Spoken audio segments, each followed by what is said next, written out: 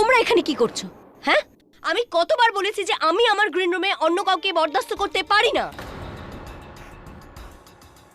এই একবার বললে তোমরা বুঝতে পারো না, না?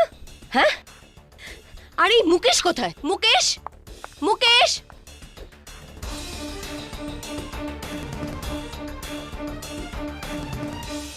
আগে ম্যাডাম, কি হলো? ওটাই যেটা তুমি করাচ্ছ। আমি বুঝতে পারছি না তোমাকে এখানে প্রোডাকশন ম্যানেজারের কাজটা কে দিয়েছে। হ্যাঁ, এটাই তোমার ম্যানেজমেন্ট? কিন্তু ম্যাডাম এখন কি হলো? মুকেশ, আমি তোমায় বলেছিলাম যে আমার গ্রিন রুমটা যেন সব সময় ফাঁকা থাকে, আর তুমি এদের শেয়ার করতে দিয়ে দিয়েছো। এক্সকিউজ মি মালবিকা জি, আপনি এখানে একলা নন যে প্লে করছেন, আর আমরাও কেউ যে সে নই, আমরাও এই প্লেটার আর্টিস্ট। নম্রতা ম্যাডাম, আপনি চুপ করুন না, আমি কথা বলছি ম্যাডামের সাথে। ম্যাডাম আই এম সরি, আগে থেকে এরকম হবে না।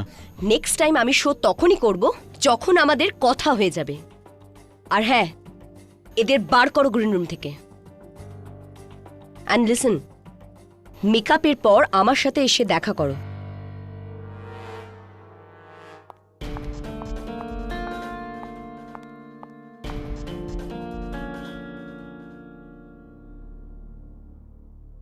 তুমি এখানে কি করছো? তুমি ওই সেটে সবকিছু চেক করেছো কি না? প্রপার্টি সব চেক করেছিলে তো? আর হ্যাঁ, বেলটা ঠিক করে চেক করেছিলে তো? আমি সব কিছু চেক করেছি, সব ঠিক আছে, কিন্তু আপনি ওই সুপারস্টারকে বলুন যে বেলটাকে একটু আস্তে বাজায়, যেন এরকম না হয় বেলটা ওনার মাথায় এসে পড়ে। তুমি এইসব কথা কেন বলছো? আর তুমি এখানে কি করছো? তোমার তো প্রথম সিনে এন্ট্রি আছে, যাও গিয়ে তাড়াতাড়ি তৈরি হয়ে নাও। মুকেশ ভাই, আমি পুরোপুরি তৈরি, আপনি টেনশন নেবেন না। যুদ্ধের বাজনা বেজে গেছে, এবার শেষ পরিণতির চিন্তা কার? সিজারের জন্য যদি নিজের প্রাণ চলে যায় তাহলে কোনো আফসোস নেই। ভালো সোমেশ, ভালো। এটাকে আর এক নোট ওপরে করো, আরো ভালো লাগবে। ঠিক আছে স্যার। আরে সবাই তৈরি তো? শো শুরু হবে এক্ষুনি। আরে আমরা কখন থেকে তো রেডি হয়ে বসে আছি, কিন্তু তোর ওই হিরোইন, ওই সুপারস্টার রেডি হয়েছে নাকি আমরা নিজেরাই গিয়ে ওকে মেকআপ করবো? আরে অভিজিৎ দাদা, আপনি তো সিনিয়র অ্যাক্টর। হ্যাঁ, ওর জন্য কি সিনিয়র কি জুনিয়র, সবাইকে একই লাঠিতে রাখে। জানি না ওটা কেমন অপায়া মুহূর্ত ছিল যখন সুরিন্দরজি এই মেয়েটাকে এই খেলায় নেবে ভাবছিল। সত্যি দাদা, যখন থেকে এসেছে না, স্টেজে কম আর আমার কাছে ড্রামা বেশি করছে। আর ওকে কেউ গিয়ে বোঝায় এই ফিল্মের লোকেদের নাটকবাজি স্টেজে একদম বরদাস্ত করা যায় না। তুই এত রেগে যাচ্ছিস কেন? এক কাজ কর, এক পেক খেয়ে নে আর সমস্ত ফ্রাস্ট্রেশনকে একেবারে সরিয়ে দে। এত সহজ নয়। এই টেনশনের ওষুধ এই মদ নয়, অন্য কিছুই করতে হবে। যখন কোনো রোগ বেশি বাড়াবাড়ি হয়ে যায় না, না ওষুধ কাজে লাগে না মদ। জানেন দাদা, যাওয়ার আগে বলে গেল গ্রিন রুমে এসে দেখা করো। তো জানা কি বলবে? না হলে টাকার কথা বলবে, আর না হলে ছেড়ে দেওয়ার ধমকি দেবে। আমি না এর ধমকি আর এর বদমাইশি আর সহ্য করতে পারছি না। তুই আর কি করবি রে? সহ্য করা ছাড়া তোর কাছে আর কি উপায় আছে? সব রোগের কিছু না কিছু ওষুধ তো আছেই।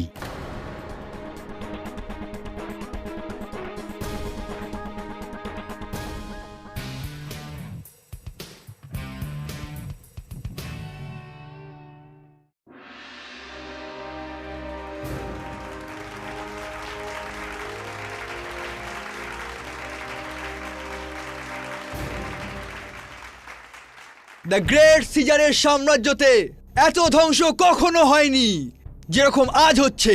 সমস্ত প্রজা চিন্তিত, আর সিজার এই ব্যাপারে কিছু জানেই না। খবর কি করে থাকবে? সিজার তো নিজেই ঘুমিয়ে রয়েছে। ও তো এটাও জানে না যে লোকেরা নিজেরা ভেতরে ভেতরে কতটা জ্বলছে।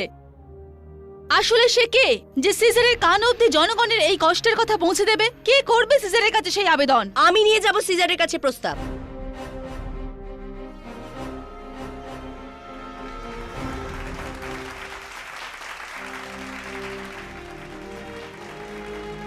আর আমার প্রস্তাব সিজারের কান অবধি অবশ্যই পৌঁছাবে।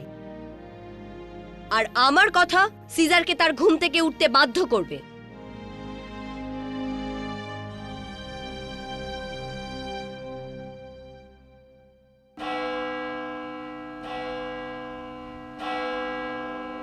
সিজারের বিরুদ্ধে বিদ্রোহকারীদের আমার তলোয়ারের সাথে মোকাবিলা করতে হবে।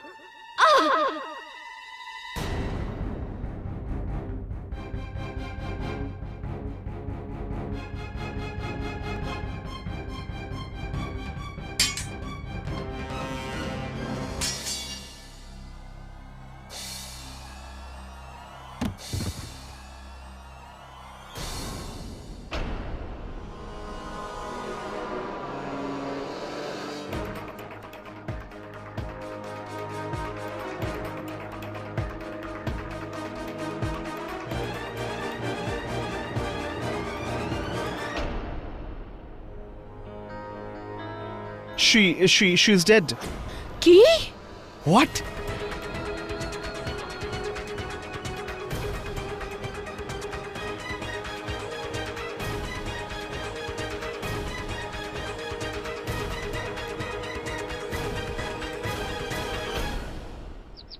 এই খবরটা পড়েছিস? কি স্যার? রঙ্গ সম্রাট হলে একটা থিয়েটার গ্রুপ দ্বারা প্রস্তুত নাটক অন্তিম অন্তরায় চলার সময় একটি দুর্ঘটনা। নাটকের মুখ্য অভিনেত্রী মালবিকা মালহোত্রাকে হত্যার অভিযোগে ওই থিয়েটার গ্রুপেরই সদস্য রাকেশ গ্রেফতার। নির্দেশক সুরিন্দর শাহ এই নাটকটার 500তম শো পূর্ণ করতে চলেছিলেন, কিন্তু 499তম শোয়ে এই দুর্ঘটনাটা ঘটে গেল। শুনেছিস তুই এই নাটকটা সম্বন্ধে কখনো? হ্যাঁ স্যার, আমি এই প্লেটার ব্যাপারে অনেক শুনেছি, খুবই সাকসেসফুল প্লে। কিন্তু গ্রুপেরই কোনো লোক শো চলতে চলতে কারোর খুন কেন করবে? এরকম বোকা বোকা কাজ কেউ করবে কেন? ও এরকম কোনো কাজই করেনি। আরে অভিজিৎ, এত বছর পরে কোথায় ছিলে? এসো এসো এসো। আপনি একে চেনেন? কেবলমাত্র জানি না, আমি ওকে খুব ভালোভাবে চিনি। কলেজের সময়ের বন্ধু আমার। আরে কলেজে আমরা ওই যেই নাটকগুলো করতাম না, সেই নাটকগুলো নির্দেশনা করত। কি খাবে বলো, চা না কফি? বন্ধু, চা কফি তো আমি খাই না, আর যা আমি খাই সেটা তো তুই আমাকে খেতেই দিবি না। দুর্ভাগ্যবশত তুমি যেটা খাও আমাদের মধ্যে কেউ সেটা খাই না। If I am not mistaken, এই প্লেটার হিরো আপনি। সিজার তো আপনিই প্লে করেন বোধহয়, তাই না? হ্যাঁ, একদম ঠিক। আর এবার আমি নিশ্চিতভাবে বলতে পারি যে এই ঘটনার জন্যই অভিজিৎ আমার কাছে এসেছে। তোমার আন্দাজ একদম ঠিক, কেডি। এতদিন পর এখানে আসার কারণ এটাই যে আমার বিশ্বাস আছে যে রাকেশ নির্দোষ। আমার এই বিশ্বাসটাকে, এই সত্যিটাকে কেবল তুমিই বদলাতে পারো বন্ধু। অভিজিৎ, যবে থেকে আমি তোমাকে চিনি তবে থেকে তুমি সবসময় সত্যির সঙ্গে ছিলে। এইবারও সত্যির খোঁজে আমি অবশ্যই তোমার সঙ্গ দেব। এই রকম মহিলাকে তো প্রাণে মেরে দেওয়া উচিত স্যার। আর স্যার, আমার যদি ক্ষমতা থাকতো না তাহলে আমি ওকে কবে প্রাণে মেরে দিতাম। কিন্তু স্যার, আমি মানিনি ওকে। স্যার, যদি ওকে মারারই হতো তাহলে তো আমি যে কোনো জায়গায় মারতে পারতাম স্যার। চলন্ত শোতে ওকে মারানো আমার কি দরকার ছিল? কিন্তু তোমার মনে মালবিকার বিরুদ্ধে এতটাই ঘৃণা, এতটাই ক্রোধ কেন রয়েছে? স্যার, আমাদের থিয়েটার গ্রুপের 500তম শো কমপ্লিট হতে যাচ্ছিল, সবকিছু ঠিকঠাক চলছিল। স্যার, আমাদের শোয়ের ডিরেক্টর আমাকে প্রমিস করেছিল উনি আমাকে একটা প্রমিনেন্ট রোল দেবেন, সিজারের সেনাপতির। কিন্তু স্যার, ওই মহিলা মালবিকা, স্যার, ও চক্করে ওই রোল যেটা যেটা আমি পেতে যাচ্ছিলাম ওই নতুন ছেলেটার হাতে চলে গেল। স্যার, 5 বছর দিয়েছি আমি, 5 বছর এই নাটকে, কিন্তু ওই মালবিকার চক্করে সব শেষ হয়ে গেল। স্যার, ফ্রাস্ট্রেটেড হয়ে গেছিলাম আমি, মাথা খারাপ হয়ে গেছিল আমার। কোথাও এরকমটা নয় তো যে এই ক্রোধের কারণে, এই ফ্রাস্ট্রেশনের কারণে তুমি মালবিকাকে? না স্যার, স্যার আমরা অ্যাক্টার্স। স্যার, আমাদের সমস্ত ফ্রাস্ট্রেশন, সমস্ত ঝগড়া লড়াই সব স্টেজে গিয়ে শেষ হয়ে যায়। স্যার, এগুলো কিছুই মনে রাখি না। আর স্যার, ওই দিন সব কিছু ঠিকঠাক চলছিল, সব কিছু। সমস্ত মুভমেন্ট ঠিক ছিল আর আমি ঠিক মোমেন্টে তলোয়ারটা চালাই, কিন্তু স্যার ভুলটা মালবিকারই ছিল। ও নিজে স্টেপ ভুল করেছিল আর স্যার ওই তলোয়ারে বিষ লেগেছিল যার জন্য মালবিকার প্রাণ গেছে। স্যার স্যার এগুলো তো আমি জেনে বুঝে করিনি না স্যার। ইয়োর অনার, 10ই মার্চ সন্ধেবেলা রং সম্রাট অডিটোরিয়ামে বহু প্রচলিত নাটক আখরি ফরিয়াদের 499তম শো ছিল। 499। পর্দা খুলল, শো শুরু হলো। আর শোয়ের হিরোইন ভূতপূর্ব ফিল্ম অ্যাক্ট্রেস মালবিকা মালহোত্রা, যে নিজের এন্ট্রি পয়েন্টে দাঁড়িয়েছিল, স্টেজে ঢুকলো এবং নিজের ডায়লগ বলল। আর নাটকের অনুসারে ওখানে তলোয়ারবাজি শুরু। ইয়োর অনার, যেমন সব নাটকে হয় তেমন কি এই নাটকেও অ্যাক্টার্সদের সব মুভমেন্ট আগে থেকে ব্লকড ছিল। সবকিছুই পূর্ব নির্ধারিত নিয়ম অনুযায়ী চলছিল। তখনই হঠাৎ অপরাধী রাকেশ নিজে তলোয়ার দিয়ে জেনে বুঝে মালবিকার হাতে আঘাত করে।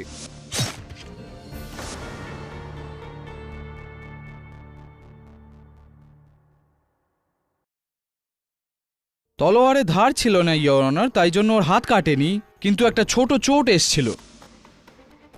যাই হোক, এখন অবধি তো সব ঠিকই ছিল, কিন্তু সবচেয়ে অদ্ভুত ঘটনা হলো 2 মিনিটের মধ্যে মালবিকার মৃত্যু হলো ওখানেই স্টেজে। আর এই মার্ডারটা হতে ওখানে বসে থাকা প্রতিটা মানুষ দেখেছে। Am I right? Sir sir এগুলো আমি জেনে শুনে করিনি স্যার, ভুল মালবিকার ছিল। ও ভুল স্টেপ নিয়েছিল, তাই আমার তলোয়ার ওর হাতে লাগে আর ওর হাত কেটে যায়। আর ওইটুকু কেটে যাওয়ার জন্য ওর মৃত্যু হয়ে গেল?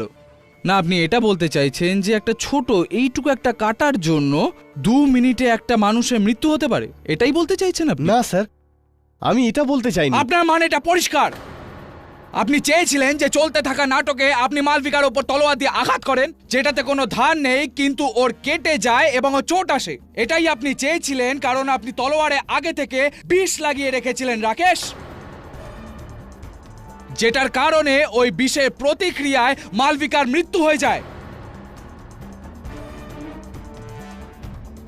ইয়োর অনার, পোস্টমর্টম রিপোর্টেও মালবিকার মৃত্যুর কারণ বিষই। স্যার আমি কি করে বলবো যে ওই তলোয়ারে বিষ কোথা থেকে এলো? আর স্যার আমি মালবিকাকে মারিনি স্যার, সত্যি। অদ্ভুত অ্যাক্টর আপনি। ফিল্মে ট্রাই করুন। কি সব বলছেন আপনি? হ্যাঁ, এই নাটকে অভিনয় তো করছিলেনই আপনি, কিন্তু এই সেট আর প্রপার্টির দায়িত্ব আপনাকেই দেওয়া হয়েছিল। আর এটা তো খুবই নিশ্চিত যে ওই তলোয়ারটাও প্রপার্টিরই একটা অংশ। হ্যাঁ, ঠিক বলছি আমি? আপনি এই কথাটা মানেন? তাহলে দায়িত্ব যদি আপনার হয় এবং তলোয়ারটাও যদি আপনার হয়, তাহলে আপনি জানেন না যে তলোয়ারে বিষ কি করে লাগলো? স্যার আমি জানি না, কিন্তু জজ সাহেব সত্যি আমি কাউকে খুন টুন করিনি। কিন্তু খুন করার পরিকল্পনাটা তো আপনারই ছিল না? যদি পরিকল্পনা আপনার হয় তাহলে অন্য কেউ কি করে কার্যকর করবে? এটা আমি বুঝলাম না। আপনি বলুন যে মালবিকার সাথে আপনার কোনোদিন কোনো প্রবলেম ছিল না আর আপনি ওকে রাস্তা থেকে সরাতেই চাইতেন না? বলুন।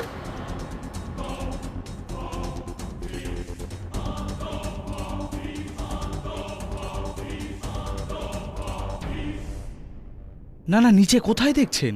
লজ্জায় মাথা হেট হয়ে গেছে আপনার। বলতে পারবেন না আপনি এই কঠিন সত্যটা আপনি স্বীকার করতে পারবেন না রাকেশ, কিন্তু আমি এই সত্যিটা প্রমাণ করেই ছাড়ব। ইয়োর অনার, নিজের এই সত্যিটা প্রমাণ করার জন্য সবচেয়ে প্রথমে আমি এই নাটকের প্রডিউসার, এই যে আখরি ফরিয়াদি নাটকটা আছে তার প্রডিউসার শ্রী সুরিন্দর শাহকে কাঠগড়ায় ডাকার জন্য অনুমতি চাইব। অনুমতি দিচ্ছি।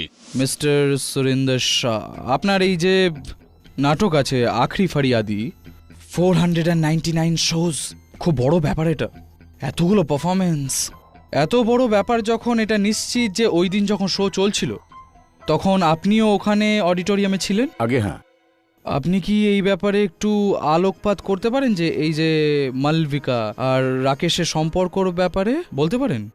দেখুন, এই বিষয়ে আমি খুব একটা বেশি জানি না, কিন্তু হ্যাঁ, মালবিকাকে আমি এই ফিল্মে নিয়ে এসেছিলাম, তার জন্য ওকে ভালো রকম টাকাও দিচ্ছিলাম আমি। আপনারা তো জানেন ফিল্মে লোকেদের দেখবার জন্য লোকে নাটক দেখতে আসে, না হলে নাটক ইনভেস্ট করা কোনো বুদ্ধিমান লোকে করবে না। যাকে বাদ দিন, আমাকে এইটা বলুন সুরিন্দর বাবু যে এই রিহার্সালসে চলাকালীন রাকেশ আর মালবিকা দেবীর মধ্যে কোনো মিসআন্ডারস্ট্যান্ডিং ঝগড়া কিছু হয়েছিল? দেখুন, এই বিষয়ে আমি কিছুই বলতে পারবো না, কিন্তু হ্যাঁ, যদি এই ব্যাপারে কারো কিছু জানা থাকে সেটা এই নাটক ডিরেক্টর অনিরুদ্ধই বলতে পারবে। একটা কথা বলুন আমাকে অনিরুদ্ধ বাবু, যে আপনার এই যে নাটক আখরি ফরিয়াদি, এটা লাস্ট দুটো শোয়ের আগে ৩রা মার্চ যখন রিহার্সাল চলছিল তখন আপনি রাকেশ মালবিকার মধ্যে কিছু হতে দেখেছেন? আমি রাকেশকে লাস্ট দুটো শোয়ে সিজারের একজন সেনাপতি ক্যারেক্টারের জন্য প্রমিস করেছিলাম। হ্যাঁ, বাট মালবিকার কথায় আমাকে এই প্রমিসটা ভাঙতে হলো, আর সেই রোলটা সোমেশকে দিতে হলো, যার ওপর রাকেশ খুবই রেগেছিল। আর এই কথাটা নিয়ে সেদিনও আমার আর মালবিকার সঙ্গে খুব ঝগড়া করেছিল। এক্স্যাক্টলি, ইউ আর রাইট, এটাই হয়েছিল ইয়োর অনার। একটা ছোট রোলের জন্য রাকেশ নিজের সামনের পথের কাঁটা সরিয়ে দেয়, যেটা ওনার চোখে ফুটছিল। ছাড়ুন, এটা তো ৩রা মার্চের গল্প, আমরা আলোকপাত করি 10ই মার্চ এর রাতে, যখন এই শোটা পারফর্ম হচ্ছিল এবং মালবিকা দেবীর মৃত্যু হয়। আর এই জন্য আমি চাই এই নাটকের প্রোডাকশন ম্যানেজার মিস্টার মুকেশ ত্রিবেদীকে কাঠগড়ায় হাজির করা হোক। মুকেশ বাবু, রাকেশ আর মালবিকা দেবীর সম্পর্ক খুব একটা ভালো ছিল না, মনোমালিন্য ছিল। আর রাকেশ নিজের রাগের ওপর কন্ট্রোল করতে পারতো না, নিজে বসে থাকতো না, এটা তো সবাই জানে। আমাকে এটা বলুন যে ওই রাতে 10ই মার্চের রাতে যখন শোটা পারফর্ম হচ্ছিল, এমন কোনো ঘটনা ঘটেছিল যেটাতে রাকেশের ওপর সন্দেহ করা যায়? শো শুরু হওয়ার আগে আমি রাকেশকে বলেছিলাম বেলটা ভালো করে চেক করে নিতে, আর সমস্ত প্রপার্টিসগুলোও একবার চেক করে নিতে। ওই সময়ও রাকেশ মালবিকার উপরে খুব রেগেই ছিল, কিন্তু আমি এটা জানতাম না যে প্লে চলাকালীন এইভাবে ও প্রতিশোধ তুলবে। আরে জসপাল বাবু, বসে বসে ক্লান্ত হয়ে গেলাম। কেমন হয় যে যদি আপনার কোনো রকম আপত্তি না থাকে তো আমি কিছু জিজ্ঞাসাবাদ করি আর আপনি কিছুক্ষণ বসে। I was missing you sir, please. ধন্যবাদ। হ্যাঁ, তো মাননীয় নাটকের প্রোডাকশন ম্যানেজার সাহেব, এই কথাটা হয়ে গিয়েছে আদালতে যে এই রাকেশ মালবিকার ওপর রেগেছিল, তো আপনিও এটা মনে করেন যে ওই রাগের কারণেই রাকেশ ওই তলোয়ার দিয়ে মেরেছে মালবিকাকে? এতে মানার কথা কি আছে? এই সব কিছু তো আমি নিজের চোখে দেখেছি, আর এই কথাটা তো সবাই জানে যে রাকেশের তরবারি থেকে মালবিকার চোট এসেছিল।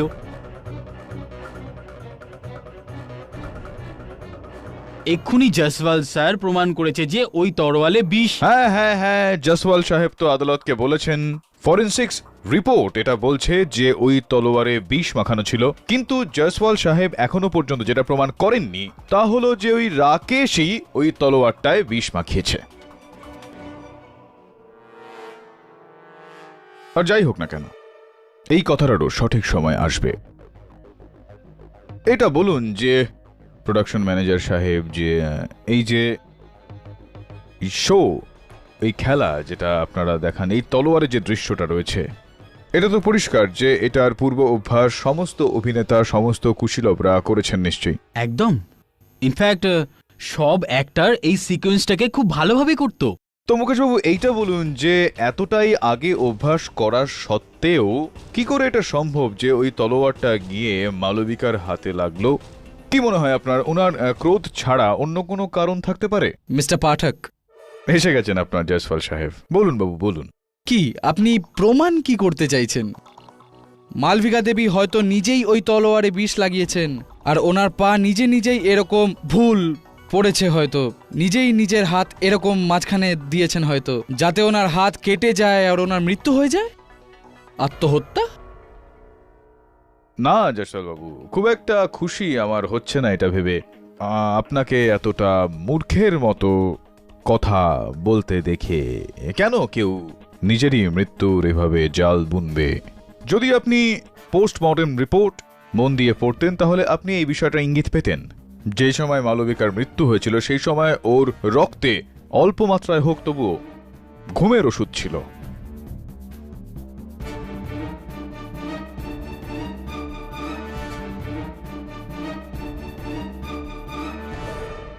তাহলে এটা কি সম্ভব নয় যে ওই ঘুমের ওষুধের প্রভাবের কারণে ওনার পা একটু হড়কে গিয়েছিল, আর অভ্যাস করা রাকেশ ওই তলোয়ারটা ঠিকভাবেই ছুঁড়েছিল, কিন্তু মালবিকার হাতটা মাঝখানে চলে আসলো? সম্ভব এটা?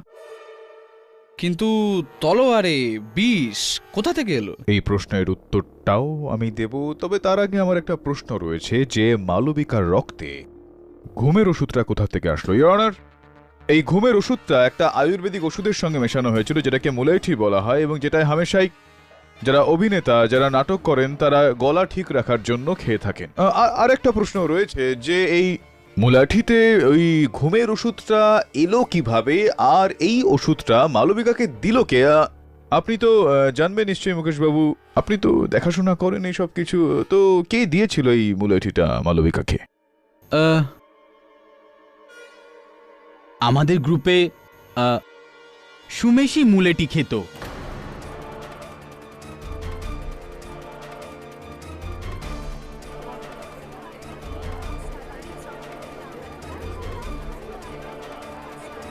হ্যাঁ স্যার, এই ব্যাপারটা সত্যি যে আমি মুলেঠি ব্যবহার করি, আর সেই দিন আমি মালবিকা দেবীকে মুলেঠি দিয়েছিলাম, কারণ স্যার সেদিন তার গলাটা রীতিমতো খসখস করছিল, তাই। কিন্তু স্যার আমি মুলেঠিতে কিছুই মেশাইনি। আর স্যার আপনি বলুন আমি এরকম কেন করব? মালবিকা ম্যাডামের কারণেই তো আমি নাটকে একটা ইম্পর্ট্যান্ট রোল পেয়েছি। মুলাইঠি আপনার কাছে ছিল, আপনি মালবিকাকে দিয়েছিলেন, কিন্তু আপনি তার মধ্যে ঘুমের ওষুধ মেশাননি। তাহলে কে করতে পারে এটা? কে করতে পারে এই কাজটা আপনার অনুসারে? স্যার যে কেউ করতে পারে, রাকেশ করতে পারে। আপনার কাছে যেই মুলাঠিটা ছিল সেটার মধ্যে ঘুমের ওষুধ মেশাবে রাকেশ? মুকেশ বাবু করতে পারেন। আচ্ছা, মুকেশ বাবুও করতে পারেন। স্যার কারণ আমাদের গ্রুপের প্রত্যেকেই মালবিকার ওপর রীতিমতো রেগেছিল, সেই কারণে। আর হ্যাঁ স্যার, এছাড়া বলতে গেলে অশোক বাবুও করতে পারেন। স্যার কেননা মালবিকার অশোক বাবুর মধ্যে অনেক দিন ধরেই কিছু একটা চলছিল, আর এই ব্যাপারটা সবাই জানতো। আর সেদিন সন্ধেবেলা আমিও উইংসের মধ্যে দিয়ে দেখেছিলাম ওরা দুজন ঝগড়া করছিল। স্যার অশোক মালবিকার থেকে দূরে যেতে চেয়েছিল, আর মালবিকা ব্যাপারটা নিয়ে ভীষণই রেগেছিল, সেই কারণেই। হ্যাঁ এটা সত্যি, আমার আর মালবিকার মধ্যে একটা সম্পর্ক ছিল, আর আমি ওই সম্পর্ক থেকে বেরোতে চাইছিলাম। আচ্ছা, আপনি ওই সম্পর্ক থেকে বেরিয়ে আসতে চাইছিলেন, আপনি ওই সম্পর্কটা ভাঙতে চাইছিলেন, তো আপনি ওই রাকেশের তলোয়ারের ধারে বিষ লাগিয়েছিলেন, হয়তো আপনি মালবিকার মুলেঠির মধ্যে ঘুমের ওষুধ মিশিয়েছিলেন, আর যে কারণে এই ঘটনাটা ঘটলো। না, এটা সত্যি না। আমি কেন মালবিকাকে মারতে চাইবো? নিজের বিবাহিত জীবনকে বাঁচানোর জন্য কখনো কখনো। জজ সাহেব এটা মিথ্যে। আমার উপর মিথ্যে অভিযোগ দেওয়া হচ্ছে, এগুলো সব মিথ্যে। ইনফ্যাক্ট যেদিন মালবিকার মার্ডার হয়েছিল ওদিন আমি স্টেজে ছাড়া পার্সোনালি আর কোথাও দেখাও করিনি। Relax Ashok Babu, relax your honour. KD পাঠক সাহেব এই কেসটাকে এমনি ঘোরাচ্ছেন গোল গোল, কেন জানি না, টাইম ওয়েস্ট করছেন। যখন সব সাক্ষীদের এবং তাদের বয়ানে এটা পরিষ্কার যে রাকেশ আর মালবিকার ঝগড়া ছিল, রাকেশের তলোয়ারে মালবিকার আঘাত পায় এবং রাকেশের তলোয়ারে বিষ ছিল। আর হ্যাঁ, যতদূর আপনার ওই মুলাইঠিতে ঘুমের ওষুধ মিশিয়ে দেওয়ার প্রশ্নটা ছিল, হতে পারে পাঠক সাহেব যে ওই ঘুমের ওষুধটা রাকেশ মিশিয়েছিল। না, যেরমভাবে আপনি দোষারোপ করলেন ওই ভদ্রলোককে, অশোকবাবুকে, সেরমভাবেই যাতে মালবিকা দেবী ঘুমিয়ে থাকেন, উনি ভুল পদক্ষেপ নেন, ওনার হাত মাঝখানে চলে আসে, আর রাকেশ। নাটকের মধ্যে নাটক, ইওর অনার। এবার আদালতেও আরেকটা নতুন নাটক, নতুন একটা গল্প নয় পাঠক সাহেব, তথ্য এটা।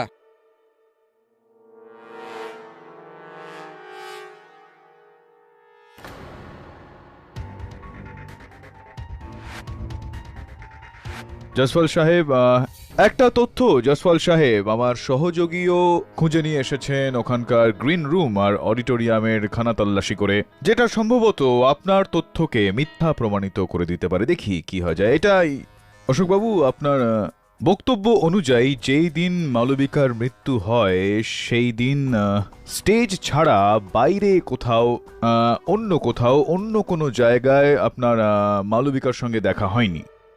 আগে হ্যাঁ। চলুন আপনার বাকি কথাগুলোর মতো এই কথাটাও আমরা মেনে নিচ্ছি।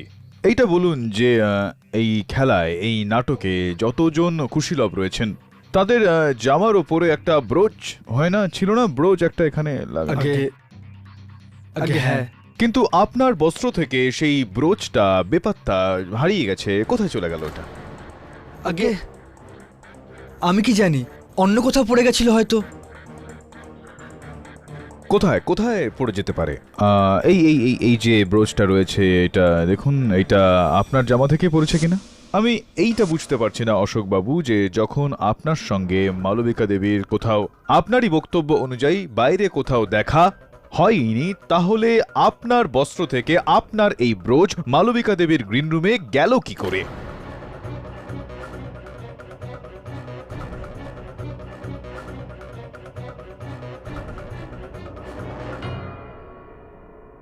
দেখুন, আমি কিচ্ছু জানি না ওটা ওখানে কি করে আসলো। এই ছোট সুন্দর শিশিটা সম্বন্ধে নিশ্চয়ই আপনার কাছে বেশ কিছু খবরাখবর রয়েছে। এটা সেই শিশি যেটার মধ্যে বিষ ছিল, যে বিষটা ওই তলোয়ারের ধারে লাগানো হয়েছিল।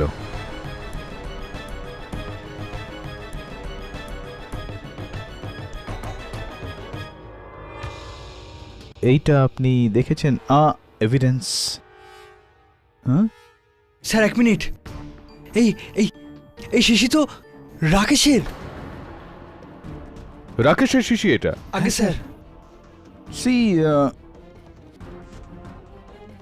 আশ্চর্যজনক বিষয় এটা যে রাকেশের এই শিশিতে আপনার আঙুলের ছাপ কিভাবে এলো? How is it possible?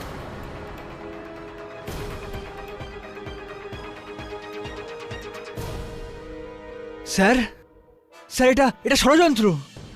Sir, ও আমাকে ফাঁসাতে চাইছে স্যার। স্যার, এই শিশিটা রাকেশের হোমিওপ্যাথি ওষুধের শিশি। স্যার, আগের দিন যখন আমি গ্রিন রুমে গেছিলাম তো রাকেশ ওখানে আগে থেকেই বসেছিল, আর স্যার ও আমাকে আসতে দেখেই ওখান থেকে চলে গেল।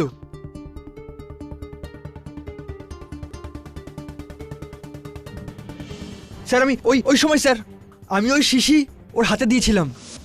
আর হ্যাঁ হ্যাঁ স্যার, স্যার ও ওই সময় ওই শিশি ও রুমাল দিয়ে ধরে স্যার। স্যার, ওই জন্যই আমার আঙুলের ছাপ এখানে এসে গেছে হয়তো। স্যার, আমি আর কিছুই জানি না স্যার, আমার এর মধ্যে কোনো হাত নেই স্যার, আমি সত্যি বলছি স্যার। রাকেশ, বল না, বলছিস না কেন? এটা কি সত্যি? বল না, চুপ কেন?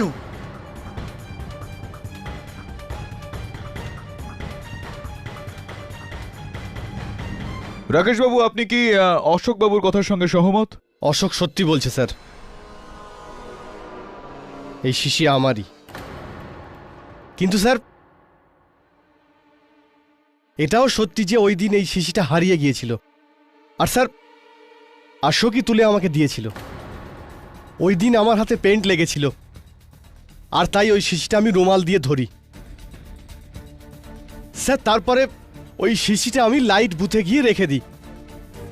কিন্তু স্যার, যখন আমি দ্বিতীয়বার ওটা খুঁজতে গেলাম না স্যার, ওটা আমি পেলামই না। আপনি মিথ্যে বলছেন, মিথ্যে বলছেন আপনি। এটা একদমই হয়নি, বরঞ্চ এইটা হয়েছিল যে আপনি পুরো ষড়যন্ত্রটা করেছিলেন আশোককে ফাঁসানোর। নিজের শিশিতে আশোকের আঙ্গুলের ছাপ থাকার সুযোগটা নিলেন, ওর ব্রশারটা মালবিকার গ্রিন রুমে রাখলেন, আর তারপর ওর মুলেঠিতে ঘুমের ওষুধ মেশালেন, আর নিজের তলোয়ারে বিষ। এখন তো এই কেস পুরো পরিষ্কার হয়ে গেছে, ইয়োর অনার। থ্যাংক ইউ পাঠক সাহেব। ধন্যবাদটা এই কারণে বলছি আমি, কারণ এই যে রাকেশের যে ওষুধের শিশিটা ছিল, যেটাতে বিষটা ছিল, ওটা আদালতের সামনে পেশ করে আপনি কেসটা আরও পরিষ্কার করে দিয়েছেন যে এই খুনটা রাকেশই করেছিল, এমনকি জেনে বুঝে ও ষড়যন্ত্র করেছিল। তাই জন্য ইয়োর অনার, আমি আদালতকে এটা অনুরোধ করব যে আপনি আপনার রায় ঘোষণা করুন আর অপরাধীকে কঠিনতম শাস্তি দিন। মিস্টার পাঠক, আপনি আপনার মক্কেল যে নির্দোষ সেটা প্রমাণের জন্য অন্য কোনো সাফাই পেশ করবেন? ইয়োর অনার, ডিফেন্স এই কেসের একটু তল্লাশি করতে চায়, আর পরবর্তী শুনানির আবেদন করছে। ইয়োর অনার, এই এটা আদালত আপনাকে আপনার মক্কেলের নির্দোষিতা প্রমাণের জন্য 4 দিন সময় দিচ্ছে। ততদিন এই আদালত মুলতুবি রাখা হলো।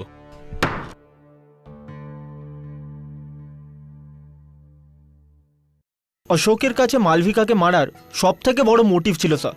মালবিকা ওর জীবনে অনেক ঝামেলা করছিল। আমি তো এখনো পুরো বিশ্বাস করি মালবিকার হত্যাতে আর কারণ নয়, অশোকেরই হাত আছে। তুই চল, আমরা একবার যাই। কোথায় স্যার? প্রডিউসার সুরিন্দর শাহ আদালতের কাছ থেকে বিশেষ পারমিশন নিয়ে 500তম শো করছে। চল দেখে আসি। 500খানা শো করা খুব একটা সহজ কথা নয় বলুন। কোথায় যাচ্ছেন? আরে ভাই আমার, কোথায় যাচ্ছেন? Sorry sir. উঠিয়ে নিন, উঠিয়ে নিন। মুখটা এরকম ফ্যাকাশে দেখাচ্ছে কেন আপনার? আমরা আপনার 500তম শো দেখতে আসলাম, পছন্দ হয়নি আপনার? না স্যার, সেরকম কোনো ব্যাপার না। আচ্ছা আচ্ছা আচ্ছা। বাকি সহ অভিনেতারা কোথায় আপনার? স্যার, বাকি সবাই তো স্টেজে আছে। যাই হোক, সেকেন্ড বেল বেজে গেছে, আপনারাও অডিটোরিয়ামে চলুন না। স্যার, আমার একটা জরুরি কাজ পড়ে গেছে, আমি একটু ঘুরে আসছি। হ্যাঁ, আসুন আসুন, যা দেখে।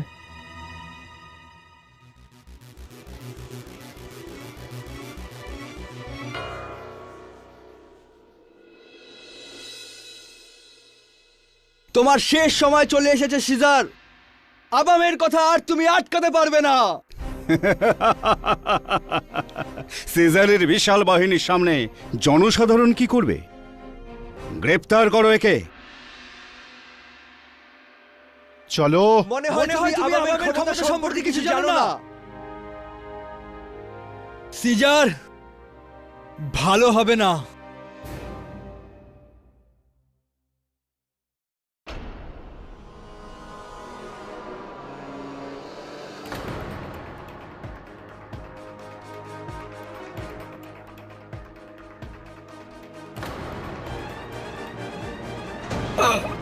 অশোক,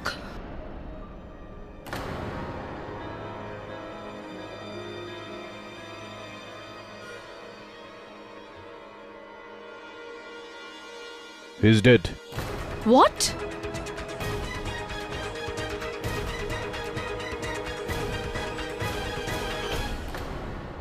বরুণ, পুলিশকে ফোন কর। তুই যখন ওর পিছনে গিয়েছিলি, ওই এনভেলপটা কাকে দিয়েছিল? স্যার, একজন লোক ছিল, কিন্তু ওই লোকটাকে এখানে দেখতে পাচ্ছি না। হয়তো বাইরের লোক ছিল। হ্যালো দাবে। ইয়োর অনার, আরও একবার চলন্ত নাটকে খুন হওয়াতে এটা আবার প্রমাণ হলো যে রাকেশ সর্বপ্রথমে মালবিকার খুন করলো এবং তারপর অশোককে ফাঁসানোর চেষ্টা করলো। আর যখন ওর এই প্রচেষ্টাও ব্যর্থ হলো, তখন ও নিজের সাথীর সাহায্যে অশোককেও মেরে ফেললো। জয়সল বাবু, এই বন্ধুর নামটা একবার কষ্ট করে বলতে পারবেন আদালতে? আগে আপনার অনুরোধ শিরোধার্য স্যার, আর সাথে একটা না, দুটো। প্রথমটা তো ওই বিষ, যেটা লিপ লাইনারে লেগেছিল, আর ইয়োর অনার পোস্টমর্টম রিপোর্ট অনুযায়ী অশোকের মৃত্যুও ওই লিপ লাইনারে লেগে থাকা বিষের জন্যই হয়েছে। আর পাঠক সাহেব খুনি এটা খুব ভালোভাবেই জানতো যে অশোকের নিজের জিভ দিয়ে নিজের ঠোঁটটা ভেজানোর অভ্যেস ছিল এরকম, আর ও এই ব্যাপারটারই সুযোগ নেয়।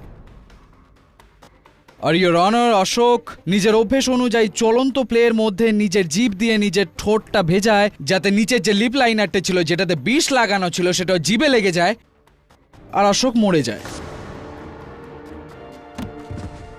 এখন দ্বিতীয় সাথী, রাকেশের সাহায্যকারী, ওর পুরনো পরম মিত্র, your honour, makeup man Yogesh.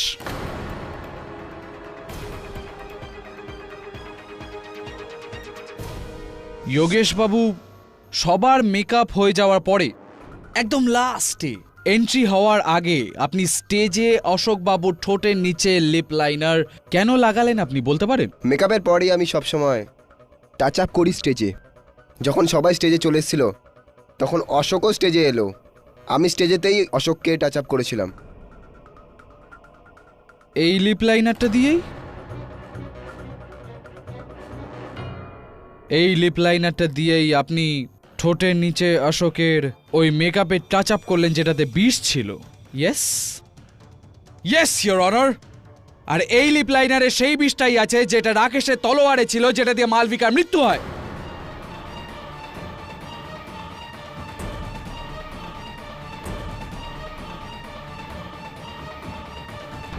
একটা কথা বলুন যোগেশ বাবু, দুটো জায়গাতেই আপনি এই বিষটাই ব্যবহার করেছিলেন, তাই না? কি ফালতু কথা বলছেন আপনি? বাজে কথা আমি না, আপনি বলছেন। যদি আপনি মেকআপ ম্যান হন, আপনার হাতেই যদি লিপ লাইনার থাকে, তাহলে আপনি কি করে জানেন না যে বিষ কোথা থেকে এলো? আমি কি করে জানবো? আমি তো সবার সাথে স্টেজে ছিলাম, আর যখন অশোক এলো তো আমি লিপ লাইনার নিতে আমার গ্রিন রুমে গেলাম। ঠিক সেই সময় হয়তো কেউ লিপ লাইনার চেঞ্জ করে দিয়েছিল। মেকআপ ম্যান আপনি, লিপ লাইনার আপনার কাছে থাকে, চেঞ্জটা অন্য কেউ করলো কেন? কে করেছে বলতে পারেন আপনি? না না, কে করেছে তাড়াতাড়ি বলুন। শো এর দিন বিকেলে যখন সবাই স্টেজে ছিল আর আমি গ্রিন রুমে লিপ লাইনার নিতে গেছিলাম, তো আমি ওখান থেকে নর্মদাকে বেরোতে দেখলাম।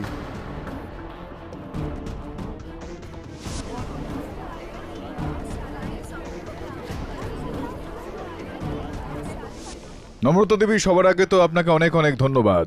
অন্ততপক্ষে আপনি মালবিকার জায়গাটা তো নিয়ে নিলেন। ক্ষমা করবেন স্যার, আমি আপনার কথা বুঝতে পারছি না। মানে এই যে নাটকটা রয়েছে, যে খেলাটা, যে অন্তিম অন্তরা, এখানে আপনি মুখ্য ভূমিকায় অভিনয় করছেন। সমস্ত কুশীলবেরই এটা ইচ্ছা থাকে, এটা চেষ্টা থাকে যে সে মুখ্য ভূমিকায় অভিনয় করে। আগে হ্যাঁ, কিন্তু এর মধ্যে খারাপটা কি? খারাপটাই তো রয়েছে। মুখ্য চরিত্রটা পাওয়ার জন্য বাকি কুশীলবদের রাস্তা থেকে এইভাবে সরিয়ে দেওয়ার। আপনি কি বলতে চাইছেন? আমি এটা বলতে চাইছি নম্রতা দেবী, যে প্রথমে আপনি বিষের ব্যবহারটা করে মালবিকা দেবীকে রাস্তা থেকে সরিয়ে দিয়ে তারপর ওই বিষের ব্যবহার করেই আপনি অশোককেও খুন করেছেন। কেডি কেন জোর জবরদস্তি আপনি নম্রতার মুখে কথা ফোটাতে চাইছেন? আদালতে এটা তো প্রমাণ হয়ে গেছে যে মালবিকার মৃত্যুর জন্য রাকেশ দায়ী। এখানে অশোকের খুনের ব্যাপারে আপনি হয়তো নম্রতাকে এইখানে এই কাঠগড়ায় ডেকেছেন, ভুলে গেলেন আপনি, হয়তো খুব স্ট্রেসে আছেন আপনি। Why don't you take a break? না না, স্ট্রেসের জন্য এরকম ভাবনায় ডুবে যাওয়া নট গুড। জসওয়াল সাহেব, আমি ভাবের ঘুরে কথা বলছি না, কিন্তু আপনার ভাবনা চিন্তার আভাব দেখে আমার মনে হচ্ছে যে এবার আমাকে ইনাকে শুধুমাত্র অশোক বাবুর হত্যার ঘটনা নিয়েই প্রশ্ন করা উচিত। আপনি বসুন না, একটু জলটল খান এই স্ট্রেসটার জন্য। হ্যাঁ, তো নম্রতা দেবী, মেকআপ ম্যান যোগেশের বক্তব্য অনুযায়ী যখন সমস্ত কুশীলবরা ওই মঞ্চে উপস্থিত ছিলেন তখন আপনি সেখানে ছিলেন না, গ্রিন রুমে ছিলেন। এটা পুরোপুরি মিথ্যে অভিযোগ আমার উপর, আর এই লোকটা মিথ্যে কথা বলছে। আমি গ্রিন রুমে যাইনি। নম্রতা দেবী, আপনার এই কথাটা স্পষ্ট আমরা করতে পারি বাকি যারা যারা রয়েছে এখানে আদালতে উপস্থিত তাদের বক্তব্যে। তাই ভেবে চিনতে আপনি উত্তরটা দিন যে আপনি গ্রিন রুমে ছিলেন না ছিলেন না, পুরো সময়টা ধরে স্টেজে ছিলেন নাকি ছিলেন না, ছিলেন কি না? আগে না, আমি পুরো সময় স্টেজে ছিলাম না। রাইট, তো কোথায় ছিলেন আপনি? গ্রিন রুমে।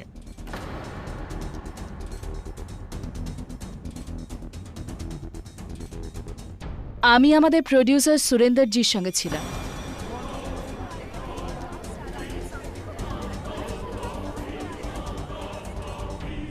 আগে হ্যাঁ, এটাই সত্যি, নম্রতা আমার সঙ্গেই ছিল। ওর মালবিকার জায়গায় মেইন রোল করার কথা ছিল। এই জন্য নাটক শুরুর আগে আমি সব কথা ক্লিয়ার করে নিতে চেয়েছিলাম। Thank you. আপনি সব কথা এরকম আদালতের সামনে পরিষ্কারভাবে ক্লিয়ার করে দিলেন, তার জন্য thank you mister Shaw. KD sir, এখন তো আপনার ভ্রমটা নিশ্চয়ই দূর হয়ে গেছে যে যোগেশ মিথ্যে কথা বলছে না, কারণ যদি নম্রতা গ্রিন রুমে যায়নি তাহলে যোগেশ ওকে গ্রিন রুমে দেখলো কি করে? Not possible. কিন্তু এইটা পসিবল হতে পারে যে যোগেশ আর রাকেশ দুজনে মিলে মালবিকা আর অশোকের খুন করেছে। ইয়োর অনার, আমি এটা চাই যে এই আদালত যোগেশকে রাকেশের সঙ্গ দেওয়ার অপরাধে আর অশোকের খুন করার অপরাধে হেফাজতে নেওয়ার হুকুম দিক।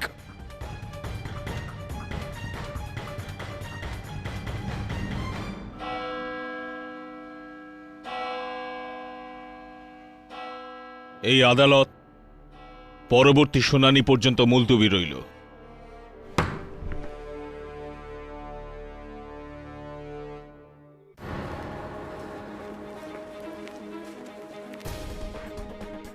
কেডি স্যার, এটা সেই লোকটাই। স্যার আমি এখনই আসছি। স্যার, আইল জাস্ট কাম।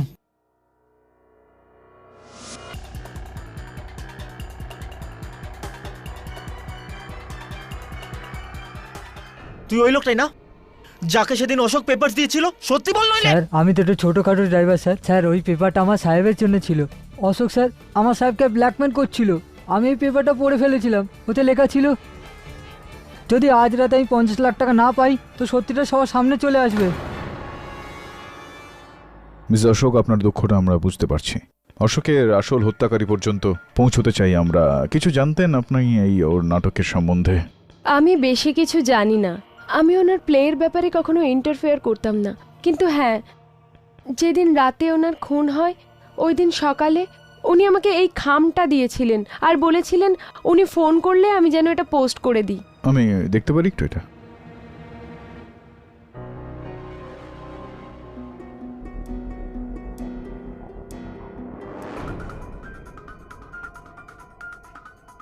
আমি আপনার আর নম্রতার যে সমস্ত কথাগুলো শুনেছিলাম সেটা রেকর্ডও করে ফেলেছি।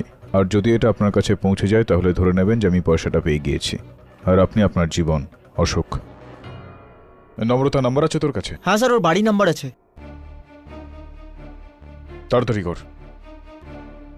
হ্যালো, আমি কি নম্রতার সঙ্গে কথা বলতে পারি? আপনি ওর মোবাইল নাম্বারটা দেবেন? Alright, thank you.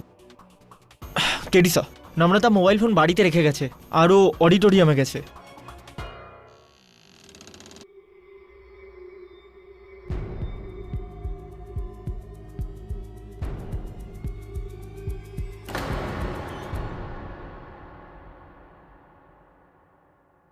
আপনি আমাকে এখানে কেন ডেকেছেন? আর এই লাইটটা কেন এত? আমি বলেছিলাম না তুমি আমার সাথে থাকলে আমি তোমাকে মালবিকার জায়গায় পৌঁছে দেব। হ্যাঁ, আমি তোমাকে মালবিকার জায়গাতেই পৌঁছে দিচ্ছি। মানে?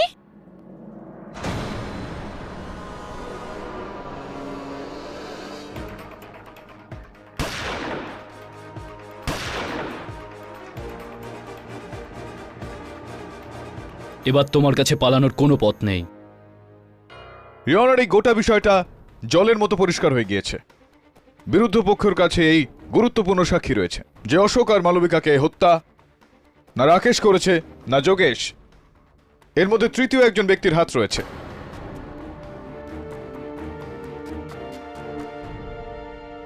ইয়োর অনার, যদি কেডি সাহেব এটা বলতে চান যে উনি কেসটা সলভ করে দিয়েছেন তাহলে এই গল্পগুলো শোনানোর মানেটা কি স্যার? কেন আদালত আর আমার সময় নষ্ট করছেন? পরিষ্কারভাবে বলে দিলেই তো হয় যে কার দিকে ইশারা আপনার। হ্যাঁ বলবো তো, হ্যাঁ শুধু বলবো না, দেখিয়েও দেব। ইন্সপেক্টর দাবে আসুন।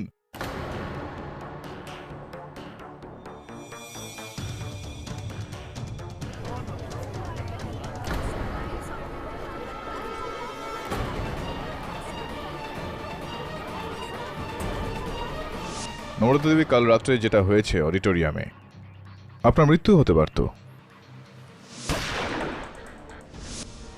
এটা তো ভালো যে সঠিক সময়ে আমরা সত্যিটার খবর পেয়ে যাই আর আপনার প্রাণ বেঁচে যায়।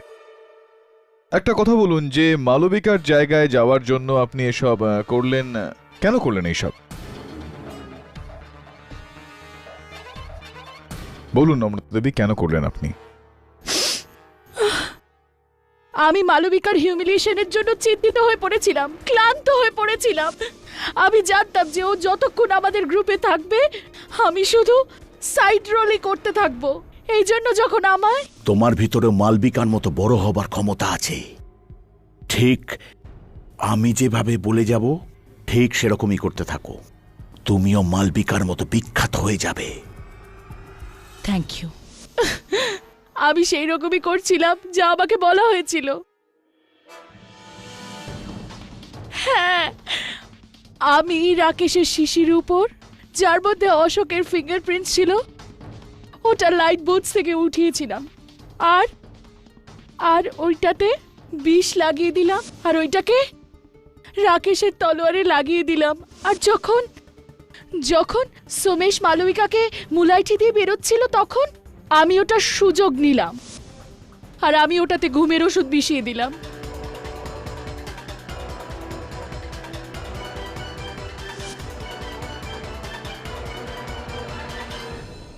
আর এই ঘুমের ওষুধের কারণে ইওর অনার, মঞ্চের ওপর মালবিকার পা টলে যায় আর রাকেশের হাতে বিষ মাখানো ওই তলোয়ারে ওর হাতে চোট লেগে যায়, যে কারণে ওর মৃত্যুটা হয়। একটা বিষয় আমি বুঝতে পারলাম, নম্রতা দেবী, অশোককে মেরে ফেলার কি প্রয়োজনীয়তা ছিল আপনার? দেখুন, আমি ওইটাই করেছি যেটা আমাকে বলা হয়েছিল। এই জন্যই আমি ওই শিশিটা নিই যেটার মধ্যে অশোকের ফিঙ্গারপ্রিন্টস ছিল। অশোকের ব্রাউজ আমি মালবিকার রুমে রেখে দিলাম। আর তারপর ইওর অনার অশোকের গ্রিন রুমে গিয়ে ওর লিপ লাইনারের জায়গায় ইনি সেই লিপ লাইনারটা রাখলেন যেটা বিষ মাখানো ছিল।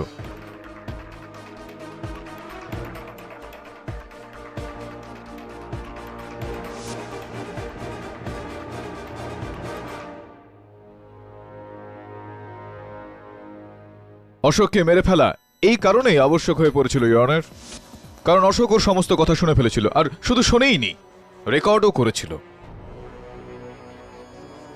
কেউ জানতে পারবে না তো আমরা যে এই ব্যাপারে কারোর সাথে কোনো রকম কথা বলার প্রয়োজন নেই। আমি তোমাকে যা কথা দিয়েছিলাম সব রেখেছি। তুমিও সবকিছু ভুলে যাও। মালবিকাকে রাকেশ খুন করেছে, সবার সন্দেহ অশোকের উপরই আছে। ঠিক আছে। কে ওখানে? অশোক। নম্রতা দেবী, এই কারণেই আপনি অশোককে হত্যা করলেন। am I right or am I right? হ্যাঁ, এইসব আমি করেছি, কিন্তু এইসবে আমি একলা ছিলাম না। এইসব আমি কারোর কথা মতো করেছি। 100% সত্যি ইওর অনার, কারোর কথাতে উনি এটা করেছেন। আর সেই কেউয়ের নাম সুরেন্দর শাহ। সুরেন্দর শাহ।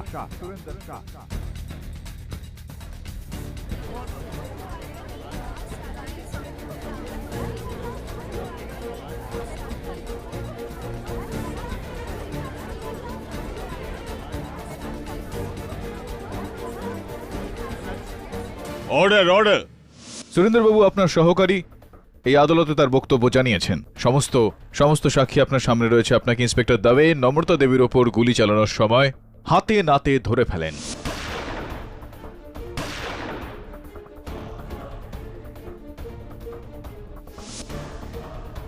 এখন কোন রকম আমতা আমতা না করে পরিষ্কার বলে দিন যে কেন। কেননা আমি মালবিকাকে ভালোবাসতাম।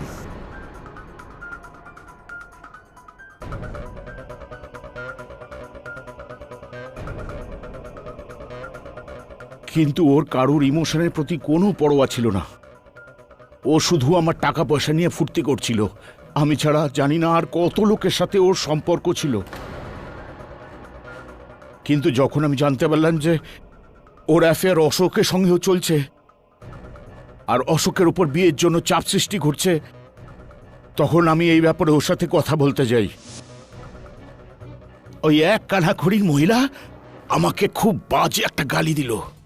ও এমনকি এও বলতে ছাড়লো না যে আমার নাকি ওর সঙ্গে সম্পর্ক করার ক্ষমতা নেই, তাই ও অশোকের কাছে গেছে। আমি একদম পুরোপুরি ভেঙে পড়েছিলাম। তখন আমি ভাবলাম যে মালবিকারই পৃথিবীতে বেঁচে থাকার কোনো রকম অধিকার নেই।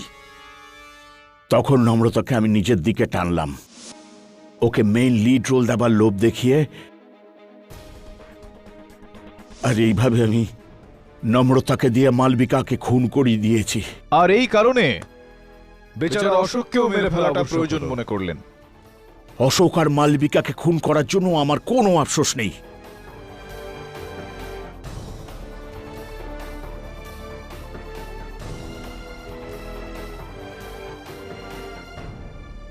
The defense rests, Your Honor. এই আদালত রাকেশ ত্রিপাঠীকে এই কেস থেকে সসম্মানে মুক্তি দিচ্ছে, আর মালবিকা মালহোত্রা এবং অশোক ত্যাগীর হত্যার অপরাধে নম্রতা মাথুর আর সুরেন্দ্র শাহকে আইনি হেফাজতে নিয়ে ওদের উপর মোকদ্দমা চালানোর হুকুম দিচ্ছে। The case is closed.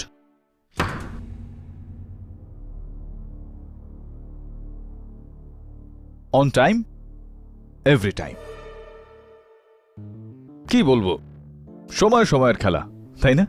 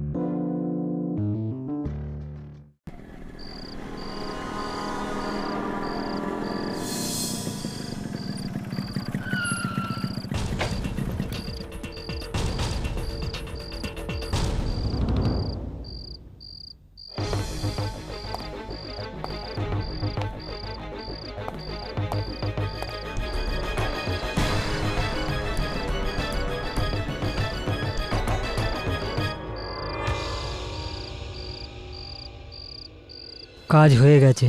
কোথায় আছে? Amateur wrestling ফেডারেশনে।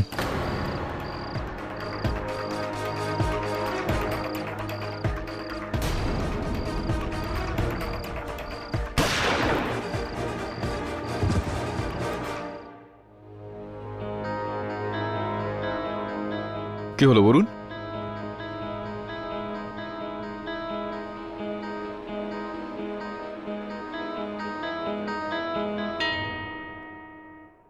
হই, কি হয়েছে? চিন্তিত মনে হচ্ছে। Any problem? Big problem sir. Sir আমার এক বন্ধু আছে, রমন স্বরূপ, প্রাইভেট ডিটেকটিভের কাজ করে। কাল রাত থেকেও নিখোঁজ, ওর কোনো খবর নেই, ওর ফোনও বন্ধ। প্রাইভেট ডিটেকটিভ হতে পারে বলুন যে এই সময় ও কোনো কেসের ডিটেকশন করছে। ও চায় না যে কেউ এই সময় ওকে ফোন করুক, তাই ফোন বন্ধ করে রেখেছে। চিন্তার কি রয়েছে এখানে? স্যার চিন্তা করার ব্যাপার আছে স্যার। আজ সকালেই ওর বাইক একটা নির্জন জায়গা থেকে পাওয়া গেছে, কিন্তু ওর কোনো ট্রেস পাওয়া যায়নি। ওর বাড়ির লোকও খুব চিন্তায় আছে স্যার। তুই জানিস যে ও কোন কেসটায় কাজ করছিল? লাস্ট টাইম যখন দেখা হয়েছিল তখন ও বলছিল যে ও অ্যামেচার রেসলিং ফেডারেশনের জন্য কিছু কাজ করছে। স্যার আমি ওখানেও ফোন করেছি, কিন্তু ওখানে ওকে কেউ চেনেই না। আমার খুব টেনশন হচ্ছে স্যার। কে জানে কেউ ওকে...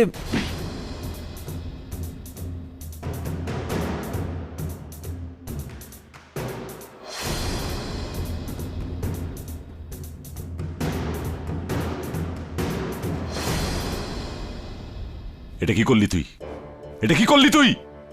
ল্যাং কেন মারলি? কিন্তু বাবা আমি ওকে ফেলে তো দিয়েছি না। বেইমানি করে তুই খেলায় জিততে চাস?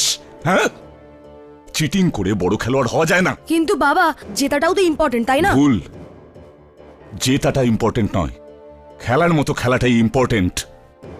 তোমরা সবাই বুঝতে পেরেছো? হ্যাঁ হ্যাঁ। খুব ভালো। কি বললেন আপনি? তোমরা সবাই খেলো, আমি আসছি।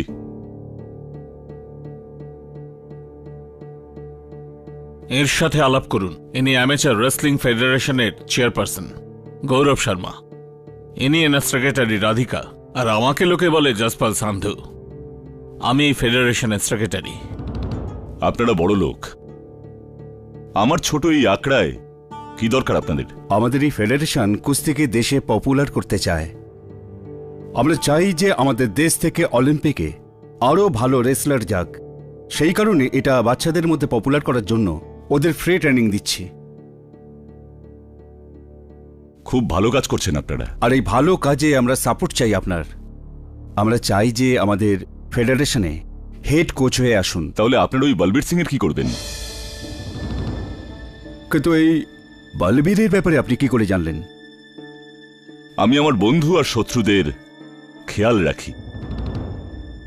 বলবীরকে যদিও আমরা হেড কোচ হিসেবে নিযুক্ত করেছিলাম, কিন্তু আমরা জানি ওর কতটা ক্ষমতা, কোথায় আপনি কোথায় ও। কিন্তু লোক তো তা মনে করে না। আর ও তো অলিম্পিকে খেলেছে, আর 8 বছর আগে ও সিলভার মেডেল জিতেছিল। যদি অলিম্পিকে আপনার সাথে ও বেইমানি না করত, আর যদি আপনি অলিম্পিকে অংশগ্রহণ করতে পারতেন, তাহলে সিলভার মেডেল নয় গোল্ড মেডেলই আসতো। এই দিনটার প্রতীক্ষাই তো গত 8 বছর ধরে করছি আমি। কবে ওই বলবীরকে আমি ওর সীমাটা দেখাবো। আর আজ সুযোগটা পেলাম। আমি আপনাদের অফার গ্রহণ করছি। Very good.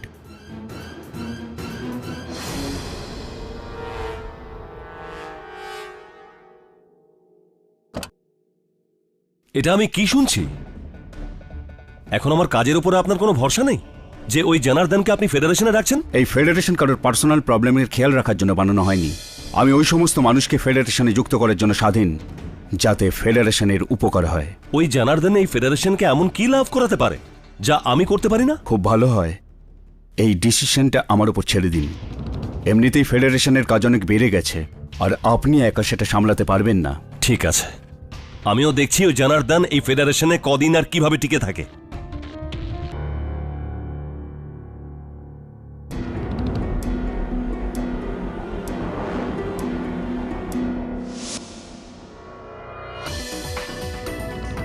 তুমি আমার কেবিনে কি করছো? এই কেবিন শুধু তোমার নয়, বরং আমাদের দুজনের। 8 বছর আগে তুমি আমার সঙ্গে যা করেছিলে, তার বদলা নেবার জন্য 8 বছর অপেক্ষা করেছি আমি। এখন দেখো না, ভগবান আমাদের দুজনকে মেলালেন, কি দারুণ সুযোগের সঙ্গে। ঠিক আছে জনার্দন, আমি তোমাকে ছাড়বো না।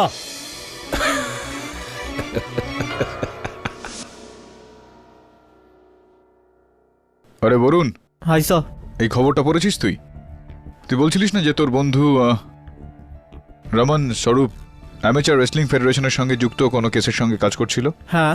ওই ফেডারেশনেরই একটা স্ক্যামের খবর বেরিয়েছে এখানে কোথাও। এই কারণে উদাহরণ হয়তো তোর বন্ধু অ্যামেচার রেসলিং ফেডারেশন নামের কোনো এক প্রাইভেট সংস্থা এককালের কুস্তির বিখ্যাত পালোয়ান জনার্দন সিং এর নামে স্কুল কলেজের বাচ্চাদের থেকে লুটছে লক্ষ লক্ষ টাকা। একটা সূত্র থেকে জানা গেছে যে জনার্দন সিং এর ট্রেনিংয়ের নাম করে এই সংস্থা এখনো পর্যন্ত স্কুল কলেজের থেকে প্রায় 250 কোটি টাকা লুট করেছে। আর এর আগেও এই সংস্থা Olympic silver medalist Balbir Singh এর নামে প্রায় কোটি টাকার বিজনেস করে ফেলেছে। এটা কি তামাশা গৌরব?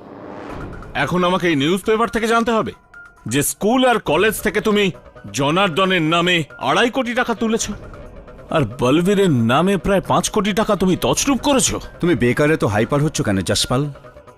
তুমি আমাদের বিজনেস পার্টনার, এই ফেডারেশনের সেক্রেটারি। তোমার তো জানা উচিত যে এই ফিগার্স বড়সড় করে বলা হয়েছে। আমাকে বোকা ভাবার মতন ভুল কাজটা করো না গৌরব। আমি নিউজ পেপার থেকে সব কিছু জানতে পেরেছি।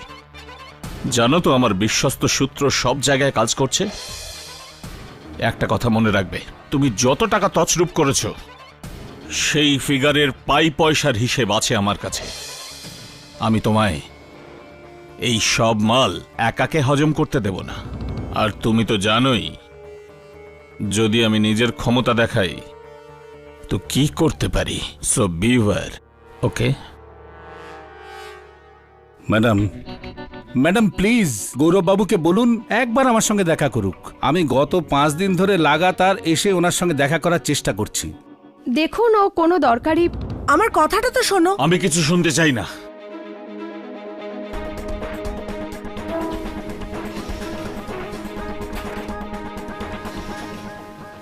আমি ওই লোকটাকে রন্ধ্রে রন্ধ্রে চিনি। ও যদি চায় ওর বাপকেও ছাড়বে না। তোমার কি মনে হয় আমি ওকে এমনি সবকিছু একা খেতে দেব? নিজের ভালোবাসার প্রতি এইটুকু ভরসা নেই তোমার? আরে ভালোবাসার প্রতি ভরসা আছে বলেই তো ওই শয়তান গৌরবের সঙ্গে এত বছর জুড়ে আছি আমি।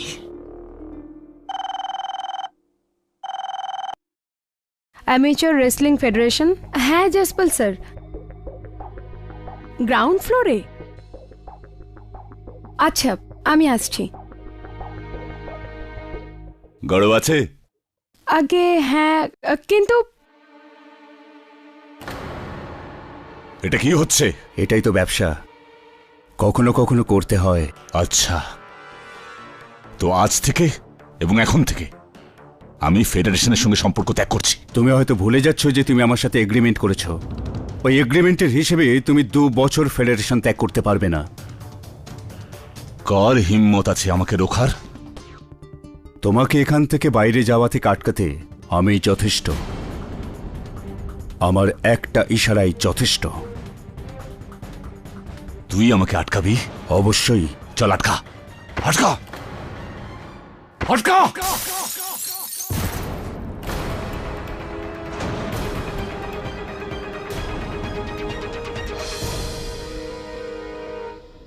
কি করেন তোমার বাবা? আর ওনার নামই বাকি, আর কি বেআইনি কাজ উনি করেছেন? আমার বাবার নাম জনার্দন সিং। উনি আগে রেসলার ছিলেন। রেসলার ছিলেন?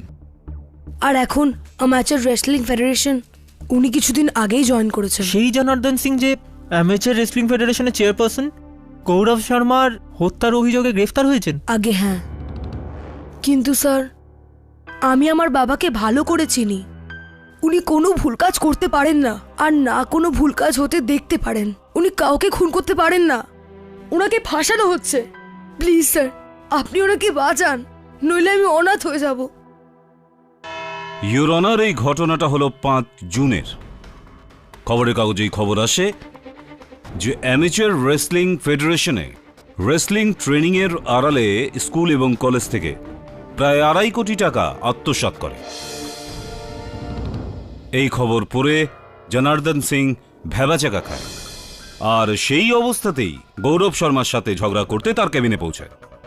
দুজনের মধ্যে কথা কাটাকাটি হয়, আর নিজের রাগের উপর সংযম না রাখতে পেরে নিজের পুরনো অভ্যাসের জন্য জনার্দন সিং গৌরব শর্মাকে 10 তলার জানলা থেকে নিচে বাইরে ফেলে দেয় এবং শেষ পর্যন্ত গৌরব শর্মার মৃত্যু হয়। না, আমি গৌরব শর্মাকে মোটেও মানিনি। কিন্তু আপনি এটা মানেন যে আপনি গৌরব শর্মার উপর রেগেছিলেন এবং রাগের মাথায় আপনি গৌরব শর্মার কেবিনে পৌঁছান এবং তার সাথে ঝগড়া করেন? হ্যাঁ, এটা সত্যি। উনি আমায় বলেছিলেন যে উনি বাচ্চাদের ট্রেনিং এর জন্য ফিস নেবেন না, এই জন্য আমি ফেডারেশনে অংশ নিয়েছিলাম। কিন্তু যখন নিউজ পেপারে সত্যিটা জানতে পারলাম তো আমার খুব রাগ হলো। তখন আমার ধৈর্যের বাঁধ ভেঙে গেল আর ওর সঙ্গে দেখা করতে গেলাম। আর সেই রাগের কারণেই আপনি গৌরব শর্মাকে তুলে নিচে ফেলে দেন। না, আমি ফেলিনি। কতবার বলবো আমি? আরে যতবারই না বলেন না কেন, সত্যি কোনোদিন চেপে থাকে না।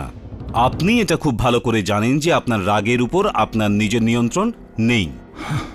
আপনি এর আগেও আপনার রাগের সীমা ছাড়িয়েছেন, আর তার বদলে তার অনেক বড় মূল্য আপনাকে চুকাতে হয়েছে। আগে হ্যাঁ, আপনি ঠিক বলছেন। 8 বছর আগে আমরা অনেক কুস্তি লড়েছি, কিছু হেরেছি, কিছু জিতেছি। আর এই জনার্দনের রাগকে আমার থেকে ভালো আর কে জানবে? এই বলবীর,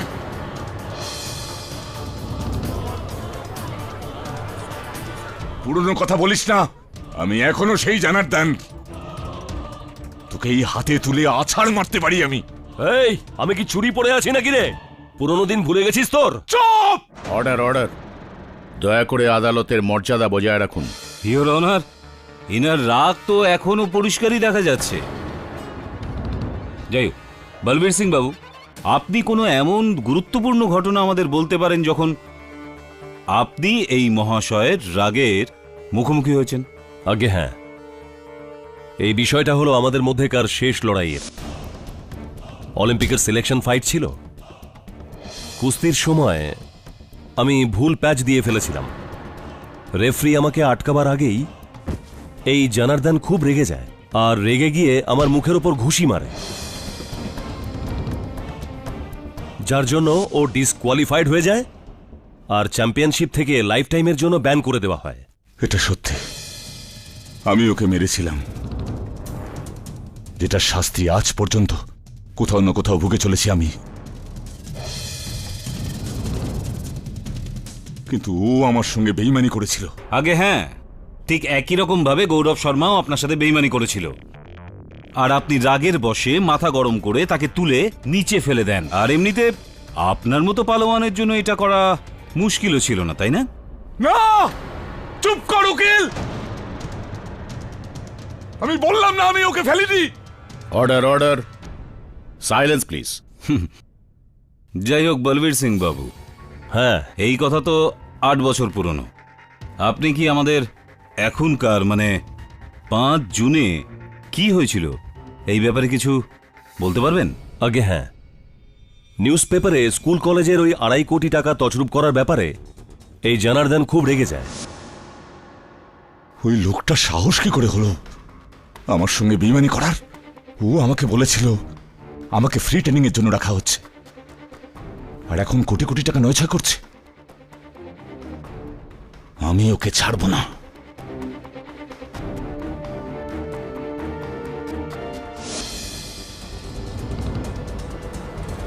আর উনি তাই করলেন যা উনি বলেছিলেন? হ্যাঁ, যতদূর পর্যন্ত আমি জনার্দনকে চিনি, ও রাগের বশে যা কিছু করতে পারে। আর এটা সম্ভব যে রাগের বশে ও গৌরবকে জানলা দিয়ে বাইরে ফেলে দিয়েছে।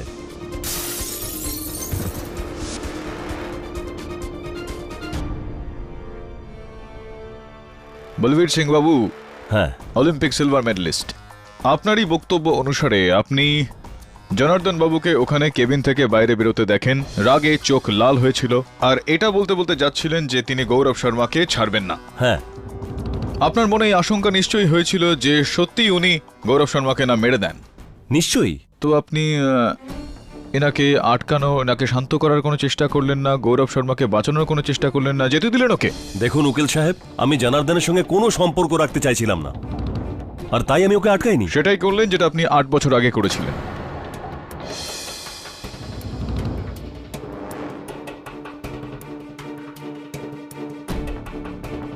আট বছর আগেও আপনি জনার্দন বাবুকে উস্কেছিলেন, আপনি জানতেন যে ইনি বেইমানিকে ঘৃণা করেন। বেইমানে দেখলে ইনি রেগে যান, আর রেগে গেলে ইনি ভুল করে বসেন। এই কারণে আপনি জেনে শুনে ইচ্ছে করে এটা করলেন। ইনি রেগে গেলেন আর ইনি ভুল করে ফেললেন, যেই কারণে ওনাকে খেলা থেকে বের করে দেওয়া হয়। আর আপনার অলিম্পিক পর্যন্ত রাস্তা পরিষ্কার হয়ে গেল। কি উল্টোপাল্টা কথা বলছেন উকিল সাহেব? উল্টোপাল্টা বলছি না বলবীর সিং বাবু, ঠিকই বলছি। 8 বছর পরও আপনি একই কাজ করলেন, যাতে আপনার ওই ফেডারেশনের চেয়ারটা, যেটার উপর আপনি বসে আছেন, সেইটা যেন আপনার হাত থেকে না যায়। উকিল সাহেব, এগুলো একদম ভিত্তিহীন কথা। আমি ঠিক যে জায়গায় আছি, আর ওই জায়গায় আমার এই জনার্দনের মতো লোকের জন্য কি ইনসিকিউরিটি হতে পারে? আর এটা আপনি ভুলে যাচ্ছেন যে আমি অ্যামেচার রেসলিং ফেডারেশনের একজন ফাউন্ডার মেম্বারও। আর এই ধরনের লোকের জন্য আমার কি ক্ষতি হতে পারে? ভয় তো ছিল আপনার। ওই নোটিশ, যেই ফেডারেশনের আপনি ফাউন্ডার মেম্বার, সেই ফেডারেশনই আপনাকে ফেডারেশন থেকে বের করে দেওয়ার নোটিশ পাঠিয়েছিল। ইয়নার, ওই নোটিশটা আপনার টেবিলের উপর রাখা রয়েছে। পাঠানো হয়েছিল কি হয়নি? আরে খুব সুন্দর কেরি বাবু, খুব সুন্দর। কিন্তু আপনি এই সমস্ত তথ্য দিয়ে কি প্রমাণ করতে কি চান? আপনি কি এটা বলতে চান যে বলবীর সিং জনার্দনকে আটকায়নি, আর সেই কারণে জনার্দন গৌরব শর্মার হত্যা করে দেয়? যদি এরকম হয় তবুও জনার্দনের অপরাধ কম হবে না? না, আপনি ভরদ্বাজ বাবু, আমি তো শুধুমাত্র সম্ভাবনার কথাগুলো উল্লেখ করছিলাম। আপনি আপনার দলিলে বলেছিলেন যে এই জনার্দন বাবু একজন এমন পালোয়ান যার পক্ষে কাউকে তুলে নিয়ে জানালা দিয়ে ফেলে দেওয়া খুব একটা বড় ব্যাপার নয়। বলবীর সিং বাবুও তো অলিম্পিকে সিলভার মেডেলিস্ট একজন। ইনার পক্ষেও কাউকে তুলে নিয়ে জানালা দিয়ে ফেলে দেওয়া খুব একটা বড় ব্যাপার নয়।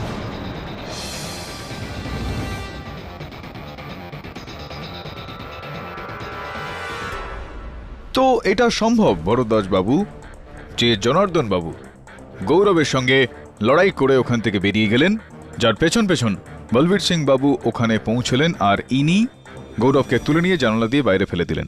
ইউর অনার, বলবীর সিংকে এমনটা করার জন্য গৌরব শর্মার কেবিনে উপস্থিত থাকাটা অনিবার্য ছিল। কিন্তু যেই সময় গৌরব শর্মাকে কেবিন থেকে বাইরে ফেলা হয়, ওই সময় বলবীর সিং উনার কেবিনে ছিলেন না, বরং সেই সময় ওই বিল্ডিংয়েরই গ্রাউন্ড ফ্লোরে অ্যামেচার রেসলিং ফেডারেশনের সেক্রেটারি জসপাল সান্ধুর সাথে ছিলেন। আগে বলবীর আমার সাথে ছিল। আসলে ও আমাকে এটাই বলছিল যে জনার্দন খুব রেগে ছিল আর ও গৌরবের কেবিনে গিয়েছিল।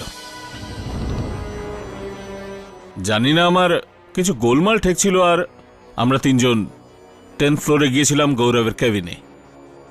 কিন্তু ততক্ষণে তো জসপাল সিং বাবু, আপনার ক্যাবিনটাও তো 10 তলাতেই রয়েছে, তাই না? আগে তো তাহলে আপনি বলবীর সিং এর সঙ্গে আপনার যে মিটিংটা ছিল সেটা আপনি কেবিনে কেন করলেন না, গ্রাউন্ড ফ্লোরে কেন করলেন আপনি? আগে, তার ঠিক আগে আমি গৌরবের সঙ্গেই ছিলাম ওর কেবিনে। I see. কিন্তু কিছু আর্জেন্ট কাজের জন্য আমাকে আর রাধিকাকে নিচে নামতে হয়। আর যে মুহূর্তে আমরা নিচে নামি, বলবীরের ফোন আসে আর ও দেখা করতে আসে। আসলে আমি যদি জানতাম যে গৌরবের প্রাণের ঝুঁকি আছে, তো আমি ওকে একলা ছেড়ে যেতাম না। রাইট। তো এটার মানে এটা দাঁড়ায় যে আপনিও জনার্দন সিং বাবুর দুহাতের দ্বারা গৌরবের হত্যা হতে দেখেননি? আগে না, আমরা যতক্ষণে ওখানে পৌঁছই উনি বেরিয়ে গিয়েছিলেন। তো এতটা নির্ণায়কের ভূমিকা পালন করে আপনি কি করে বলতে পারেন যে গৌরব শর্মার হত্যা জনার্দন সিং করেছেন? আর কেই বা করতে পারে? করতে তো আপনিও পারেন।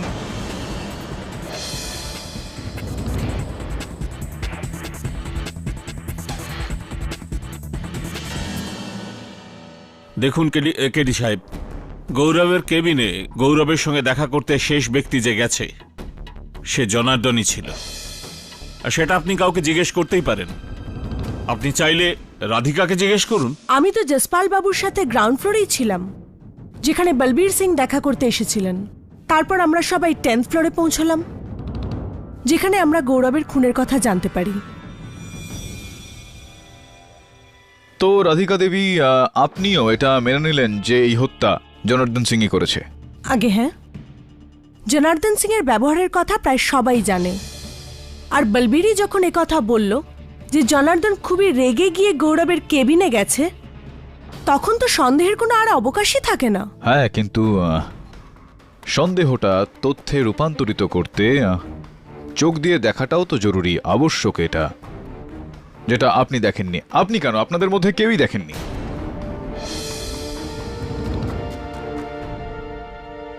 আচ্ছা এটা বলুন যে ওই 10 তলায় কি গৌরব শর্মা আর জনার্দন সিং ছাড়া আর অন্য কেউ ছিলেনই না ওই তলায়? আগে না, ওখানে আমাদের অফিসের রিসেপশনিস্ট হেলেনও ছিল। মিস হেলেন ডিকস্টা, আপনি অ্যামেচিওর রেসলিং ফেডারেশনের ওই যে অফিস রয়েছে সেটার আপনি একজন রিসেপশনিস্ট। হ্যাঁ। তো এটা পরিষ্কার যে ওখানে যারা যারা আসছেন যাচ্ছেন তাদের প্রত্যেকের তালিকা রাখেন নিশ্চয়ই আপনি? আগে হ্যাঁ। তো তাহলে এটা তো স্পষ্ট যে আপনি জনার্দন সিংকে ওই গৌরব শর্মার কেবিনে যেতে নিশ্চয়ই দেখেছেন এবং সেখান থেকে আসতেও নিশ্চয়ই দেখেছেন। আগে আমি জনার্দনকে গৌরব স্যারের কেবিনে যেতে তো দেখেছিলাম, কিন্তু বাইরে আসতে তো দেখিনি। কেন, আপনি তো ওখানেই বসেন গৌরব শর্মা বাবুর কেবিনের বাইরে, তাহলে আপনি ওনাকে ওখান থেকে বেরোতে দেখলেন না কেন? আগে আসলে গৌরব স্যার নিজের কেবিনে জসপাল স্যার আর রাধিকা দেবীর সঙ্গে মিটিং করছিলেন। ওনারা এই 1:45 নাগাদ বেরিয়েছিলেন, ততক্ষণ আমি রিসেপশনেই ছিলাম। জসপাল স্যার আর রাধিকা দেবীর বেরোনোর পর প্রায় 5 মিনিট পরেই জসপাল স্যার আমায় ফোন করেন যাতে আমি ওনার সঙ্গে গ্রাউন্ড ফ্লোরে দেখা করি।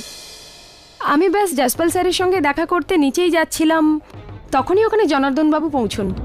আর যেহেতু জনার্দন বাবু এই ফেডারেশনেরই এমপ্লয়ি, তাই আমি ওনাকে কিছু জিজ্ঞাসা করারও চেষ্টা করিনি যে উনি কেন গৌরব স্যারের সাথে দেখা করতে চান। আর আমি জসপাল স্যারের সঙ্গে দেখা করতে নিচে চলে যাই। আচ্ছা এটা বলুন যে কি কাজ ছিল জসপাল বাবুর আপনার সঙ্গে? সেটাই তো আমিও বুঝতে পারছি না, কারণ যতক্ষণে আমি নিচে পৌঁছই তখন জসপাল স্যার ওখানে ছিলেনই না।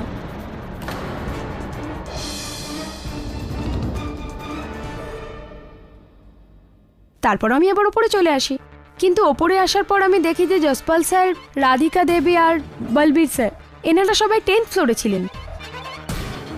আর গৌরব স্যারকে কেউ...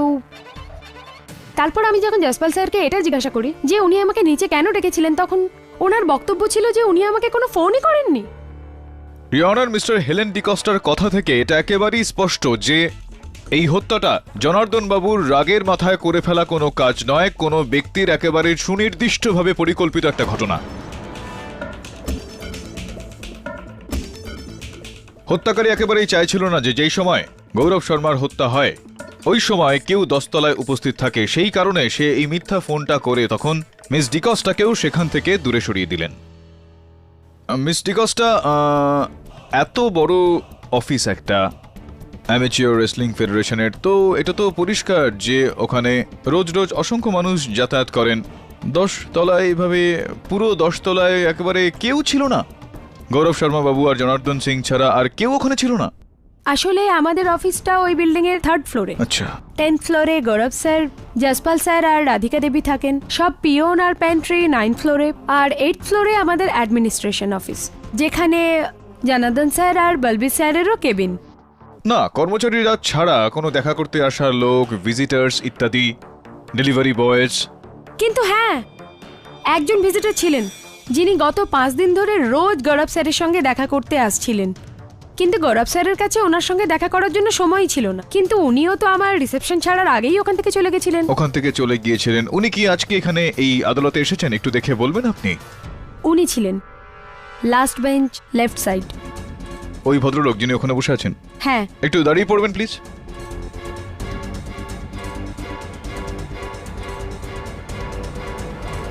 ডক্টর কাপাড়ি, আপনার সঙ্গে দেখা হয়ে আমার অত্যন্ত প্রসন্ন লাগছে। গৌরব শর্মার হত্যা থেকে 5 দিন আগে থেকেই আপনি ওনার সঙ্গে দেখা করার একটা চেষ্টা করছিলেন।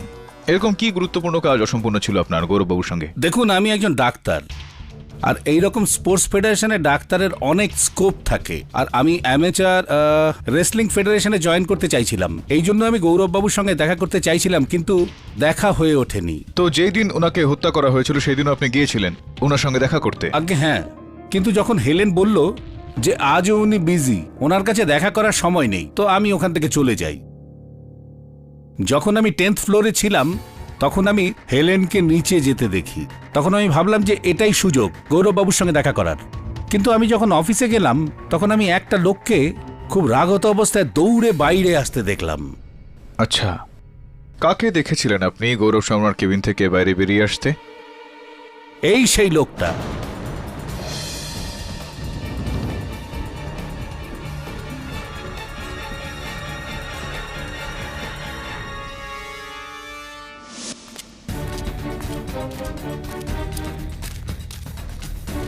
আর এর বেরিয়ে যাওয়ার পর যখন আমি সাহস নিয়ে অফিসে ঢুকলাম তখন দেখলাম সব ছড়িয়ে ছিটিয়ে পড়ে আছে। অফিসের জানালার কাচ ভাঙা অবস্থায় ছিল।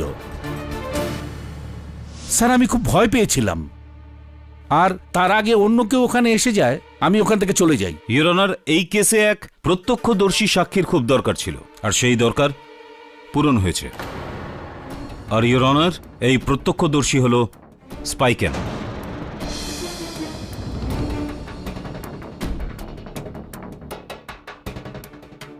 ইওর অনার, গৌরব শর্মার একটা স্বভাব ছিল, উনি নিজের কেবিনেট টেবিলে রাখা ল্যাম্পে স্পাইক্যাম লাগিয়ে রাখতেন, যাতে নিজের কেবিনের গতিবিধির উপরে নজর রাখতে পারেন। আমি ওই স্পাইক্যামেরই রেকর্ডেড ভিডিও ফুটেজ এই আদালতের সামনে দেখাতে চাই ইওর অনার।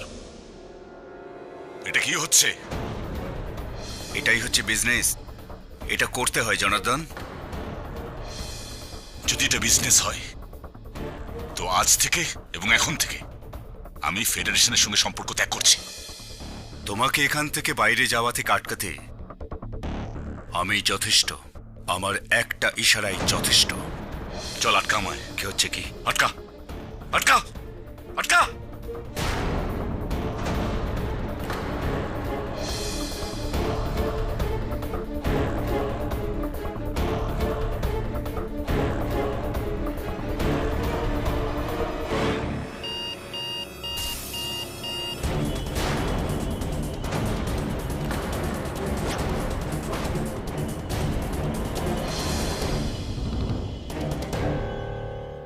ইওর অনার, এই ভিডিও ফুটেজ থেকে এটা পরিষ্কার হয়ে যায় যে এই জনার্দন সিংই গৌরব শর্মার সাথে ঝগড়া করেন।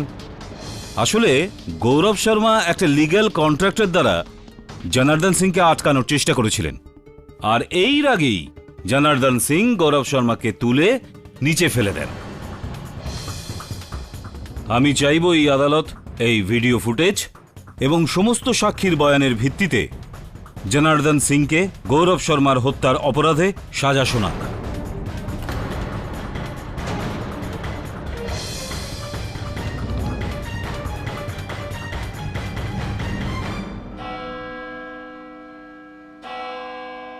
এই আদালত এই কেসের পরবর্তী শুনানিতে ফয়সালা শোনাবে। ততক্ষণ পর্যন্ত এই আদালত বরখাস্ত করা হলো।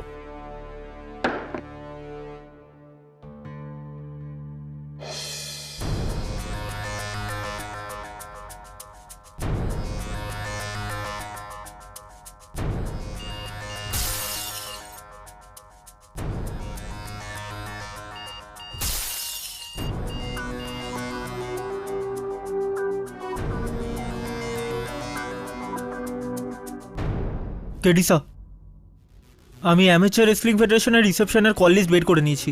1:45 থেকে 2টোর মধ্যে মাত্র একটা কল এসেছিল, এটাই সেই নম্বর। গৌরব শর্মার অফিসে একবার যেতে হবে।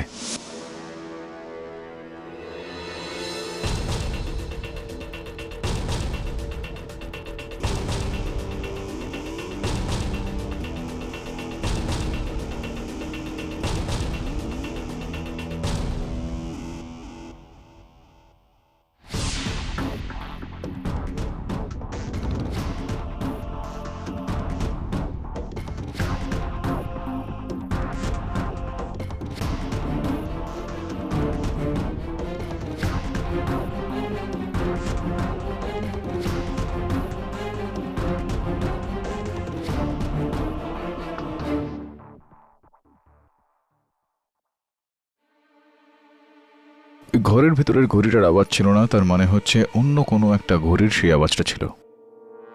পয়েন্ট হলো যে আর কি ছিল ওই ঘরে। কেডিসা, এই রেজিস্টারটা দেখুন, একটু অদ্ভুত না? ডক্টর রঘুনন্দন 5 দিন ধরে এখানে আসছিলেন, কিন্তু উনি নিজের অ্যাড্রেসের জায়গায় ব্যাঙ্গালোরের দিশা হসপিটালের অ্যাড্রেস লিখেছেন। আচ্ছা, একটা ডক্টর ব্যাঙ্গালোর থেকে এখানে কাজ খুঁজতে কেন আসবে? গুড কোয়েশ্চেন বরুণ, কিন্তু তোর এই প্রশ্নের উত্তরটা তো ব্যাঙ্গালোরে গিয়েই পাওয়া যাবে। যা একটু দিশা হসপিটালে গিয়ে সেখানকার কর্মচারীদের সঙ্গে কথা বল, ডক্টর রঘুনন্দন কাপাডিয়ার ইতিহাসটা বের কর। Right sir.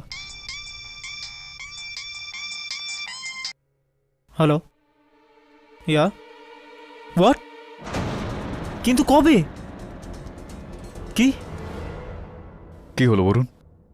স্যার আমার বন্ধু রমেন স্বরূপ, যার ব্যাপারে আমি বলেছিলাম, স্যার পুলিশ ওর লাশ একটা নালার কাছ থেকে পেয়েছে। কেউ গুলি করে ওকে মেরে ফেলেছে। স্যার ওর লাশটা তো আর চেনাও যাচ্ছে না। সে তো লাকিলি ওর পাশে ওর আইডেন্টি কার্ড ছিল। Sir sorry Varun, sorry to hear about that. তুই বলেছিলি যে তোর বন্ধু অ্যামেচার রেসলিং ফেডারেশনের জন্য কিছু কাজ করছিল। এটা কি হচ্ছে ফেডারেশনে? বরুণ, আমার মনে হচ্ছে যে এই দুটো হত্যায় কোনো না কোনোভাবে যুক্ত। ব্যাঙ্গালোর যাওয়ার আগে তুই পুলিশ স্টেশন একবার যা, আর তোর বন্ধুর হত্যার সমস্ত ডিটেল ওখান থেকে বার কর। I am sure there is a connection affair. Varun, dead বডিকে চিনতে পারা প্রায় ইম্পসিবল ব্যাপার, কিন্তু ওর কাছে পাওয়া জিনিসপত্র থেকে আমরা এটা আইডিয়া করতে পারছি যে বডি রমন স্বরূপের।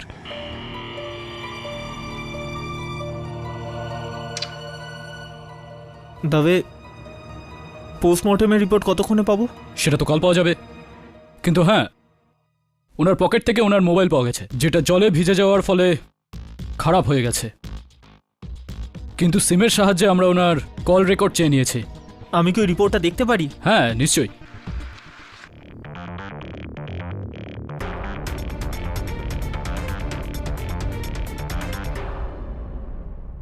এক্সকিউজ মি, আমি ডক্টর রঘুনন্দনের ব্যাপারে কিছু ইনফরমেশন চাই। ডক্টর রঘুনন্দা? হ্যাঁ। ক্যা বাত হে বলবীর সিং বাবু, কি দারুণ রাস্তা আপনি বার করলেন আরো একবার জনার্দন বাবুকে নিজের রাস্তা থেকে সরিয়ে ফেলার জন্য। প্রথমবার তো আপনি ওনাকে খেলা থেকে বার করেছিলেন, এবার তো সোজা জেলে পাঠিয়ে দিলেন। এ আপনি কি বলছেন উকিল সাহেব? সেটাই বলছি যেটা সত্যি। আপনি জানতেন যে জনার্দন বাবু যখন ফেডারেশনে চলা এই যাবতীয় দুর্নীতিগুলোর সম্বন্ধে জানতে পারবেন, তো উনি রাগান্বিত হয়ে কোনো না কোনো ভুল পদক্ষেপ অবশ্যই করবেন। আর তাই তো ভেতরের এই দুর্নীতির সম্বন্ধে আপনি দৈনিক সংবাদপত্রে লিক করেছিলেন। কি করেছিলেন কিনা? উকিল সাহেব, এগুলো সব মিথ্যে, বাজে কথা এগুলো। এই সমস্ত কিছু মিথ্যা নয়, আপনি মিথ্যা বলবীর সিং বাবু। এই হলো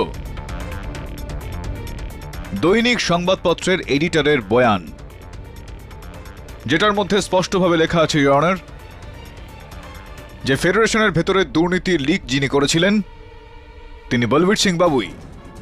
হ্যাঁ কি না বলবীর সিং বাবু? ঠিক আছে উকিল সাহেব, আমি মানছি যে নিউজ পেপারে ওই খবর আমি ছাপিয়েছি। আমি জানতাম যে এই খবর পড়া মাত্রই ও রাগে পাগল হয়ে যাবে, ও রাগকে কন্ট্রোল করতে পারবে না আর গৌরবের সঙ্গে ঝগড়া করবে আর ফেডারেশন নিজেই ছেড়ে দেবে। কিন্তু আমি এটা জানতাম না যে এই নীচ জনার্দন ওই গৌরবকে খুন করে ফেলবে।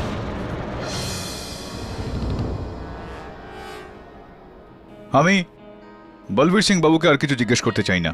আমি ডক্টর রঘুনন্দন কাপাডিয়াকে আরো একবার কাঠগড়ায় ডাকার জন্য অনুমতি চাইছি।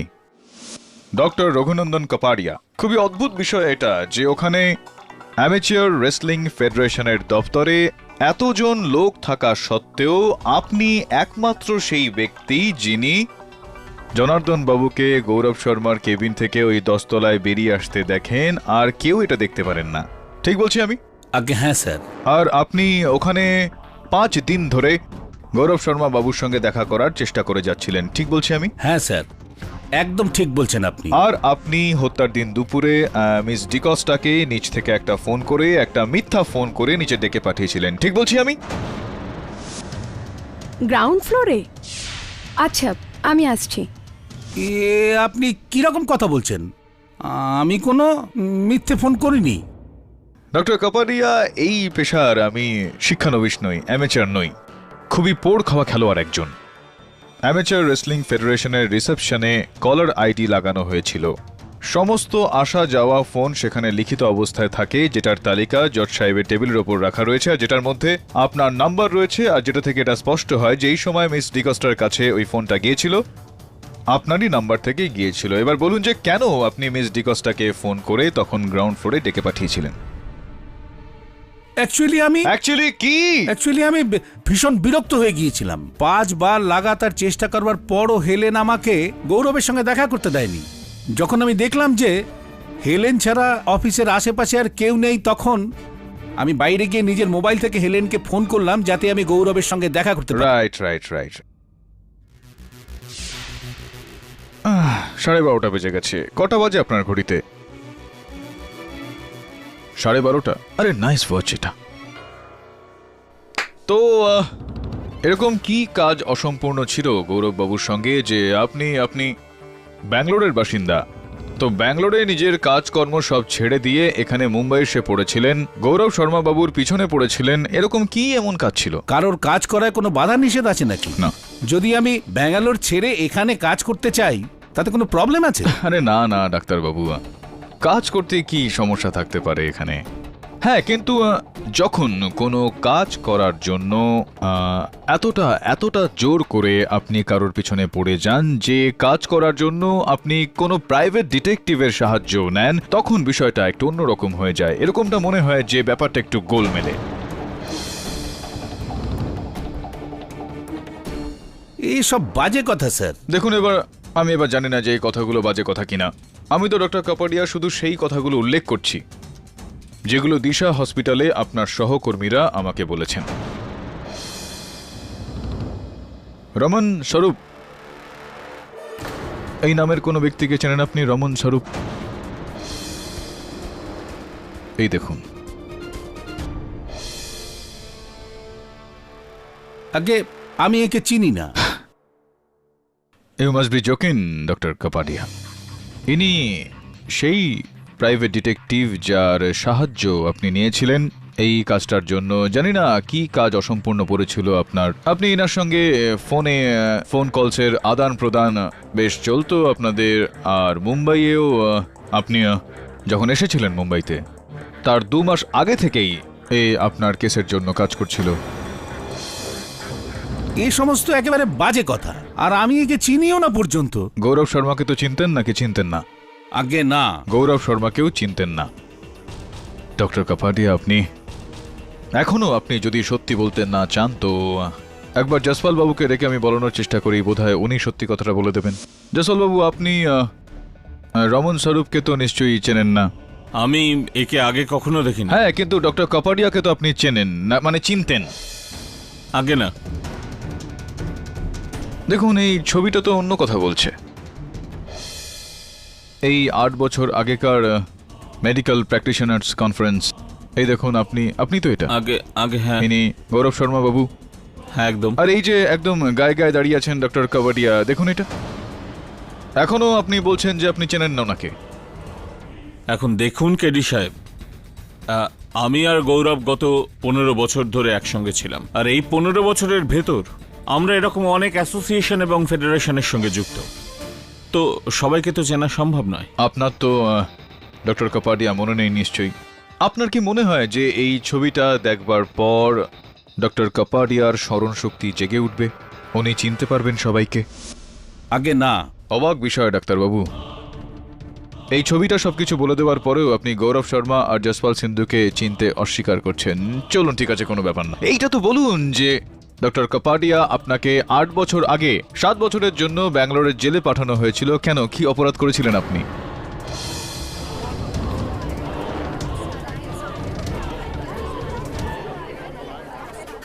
ডক্টর কাপাডিয়া আপনাকে 8 বছর আগে 7 বছরের জন্য ব্যাঙ্গালোরের জেলে পাঠানো হয়েছিল। কেন, কি অপরাধ করেছিলেন আপনি?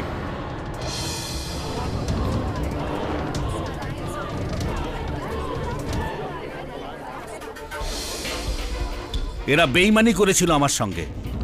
এই দুজনের জন্য আমার জেল হয়েছিল। আজকের গৌরব শর্মা, আগের রঘুবীর যাদব। ও আমার সাহায্যে ব্যাঙ্গালোর মেডিকেল অ্যাসোসিয়েশন করেছিল, আমার পজিশনের ভুল ব্যবহার করেছিল। কিছুদিনের মধ্যে কোটি টাকার স্ক্যাম করে ও পালিয়ে যায়, আর আমি ফেঁসে যাই আর আমার জেল হয়ে যায়। তারপর জেল থেকে ছাড়া পাওয়ার পর আপনি রমন স্বরূপের সাহায্য নিয়ে গৌরব শর্মা ওরফে রঘুবীর শর্মাকে খুঁজে বার করলেন। আমি আগেই বলেছি যে আমি কোনো রমন স্বরূপকে চিনি না। আরে ডক্টর কাপাডিয়া, আপনি রমন স্বরূপকে চেনেনই না তো তাহলে আপনি ওর হত্যা কেন করে ফেললেন? 1:50 হয়ে গেল। বলুন না, আপনি রমন স্বরূপের হত্যা কেন করলেন যখন আপনি ওনাকে চিনতেনই না? আমি কাউকে খুন করিনি। ইওর অনার, রমন স্বরূপের পোস্টমর্টমের রিপোর্ট অনুযায়ী ওনাকে 1 জুনের রাতেই .22 ক্যালিবার রিভলভার থেকে গুলি করা হয়েছিল, আর তারপর ওনার দেহটাকে নালায় ফেলে দেওয়া হয়েছিল। ব্যালিস্টিক অনুসারে ওই .22 ক্যালিবার রিভলভার ডক্টর রঘুনন্দন কাপাডিয়ার। ওই রিভলভারটা ওনার নামে রেজিস্টার রয়েছে, আর পুলিশ ওই রিভলভারটা ওনারই হোটেলের ঘর থেকে উদ্ধার করেছে। ডক্টর রঘুনন্দন কাপাডিয়া, আপনি কি এখনো এটাই বলবেন যে আপনি রমন স্বরূপকে হত্যা করেননি? এ আমাকে ফাঁসানোর ষড়যন্ত্র চলছে। আমি কাউকে খুন করিনি। না আমি রমন স্বরূপকে চিনতাম, না আমি রমন স্বরূপকে খুন করেছি। গৌরব শর্মাকে তো আপনি চিনতেন, তাহলে কি আপনি উনাকে হত্যা করেছেন? এ কি বাজে কথা! আগেই আমি আমার বয়ানে বলেছি যে যখন আমি 10th ফ্লোরে পৌঁছেছিলাম তখন আমি জনার্দনকে বাইরে আসতে দেখেছিলাম। হ্যাঁ, এটা তো আপনি বলেছিলেন, কিন্তু আপনি এটা বলতে ভুলে গিয়েছিলেন যে জনার্দন বাবুর ওখানে যাওয়ার পর আপনি গৌরব শর্মার কেবিনে গিয়েছিলেন। গৌরব শর্মা টেবিলে আঘাত লাগার কারণে উনি মাটিতে অজ্ঞান অবস্থায় পড়েছিলেন, আর আপনি উনাকে ওঠালেন, 10 তলা জানালা থেকে উনাকে ফেলে দিলেন কিনা? এটা মিথ্যে, এটা একেবারে ভিত্তিহীন। আমি কাউকে খুন করিনি। 1:55 ডক্টর কাপাডিয়া, 1:05 বাকি। রিওনার, যদি ডক্টর কাপাডিয়া এখনো পর্যন্ত তার সত্যিটা স্বীকার করতে রাজি না হন, তাহলে আমি আরো একবার এই আদালতে সেই স্পাই ক্যাম ফুটেজ চালাতে চাইবো, যেটা প্রথমবার প্রসিকিউশন এখানে প্রত্যক্ষদর্শী সাক্ষী হিসেবে পেশ করেন। এটা কি হচ্ছে? এটাই হচ্ছে বিজনেস। এটা করতে হয় জনার্দন। যদি এটা বিজনেস হয় তো আজ থেকে এবং এখন থেকে আমি ফেডারেশনের সঙ্গে সম্পর্ক ত্যাগ করছি। তোমাকে এখান থেকে বাইরে যাওয়া থেকে আটকাতে আমার একটা ইশারাই যথেষ্ট। আটকা, আটকা, আটকা!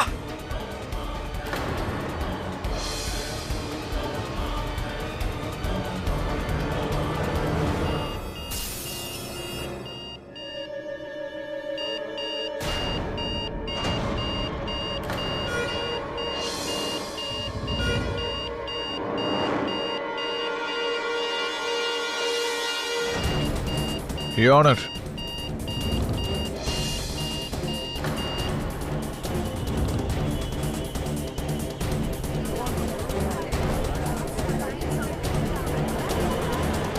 হ্যাঁ ডক্টর কাপাটিয়া, এবার করবেন আপনার দোষ স্বীকার, নাকি অন্য কোনো প্রমাণ পেশ করব?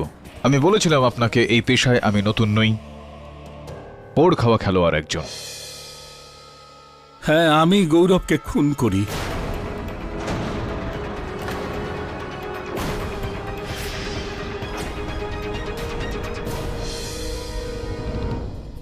ওর জন্য 7 বছর আমি জেলে কাটাই, আর এই লজ্জার জন্যই আমার স্ত্রী আত্মহত্যা করে।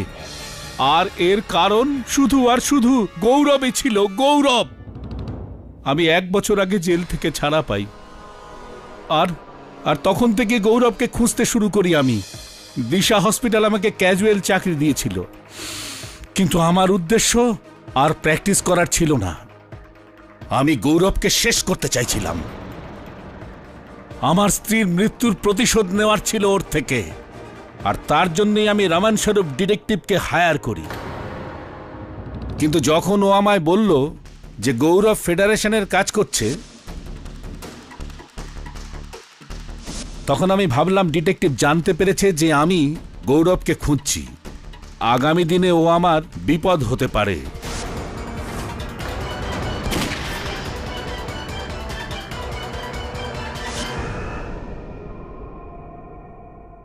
আমি সুযোগ খুঁজছিলাম গৌরবকে মারবার, আর ওই দিন জনার্দন আমাকে সেই সুযোগটা দেয়।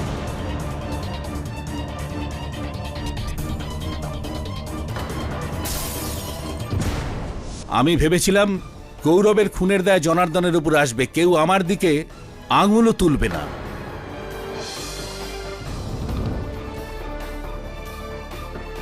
কিন্তু ঠিক আছে, আমার অপরাধের জন্য আমার কোনো আফসোস নেই। আরে জীবনে আর কি আছে যে আমি সাজাকে ভয় পাবো? The defense rests, Your Honor. সমস্ত সাক্ষ্য, প্রমাণাদি এবং ডক্টর রঘুনন্দন কাপাডিয়ার বয়ানের উপর ভিত্তি করে এই আদালত জনার্দন সিংকে সসম্মানে মুক্তি দিচ্ছে।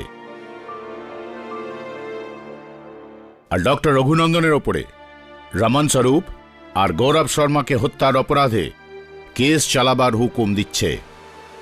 The case is closed.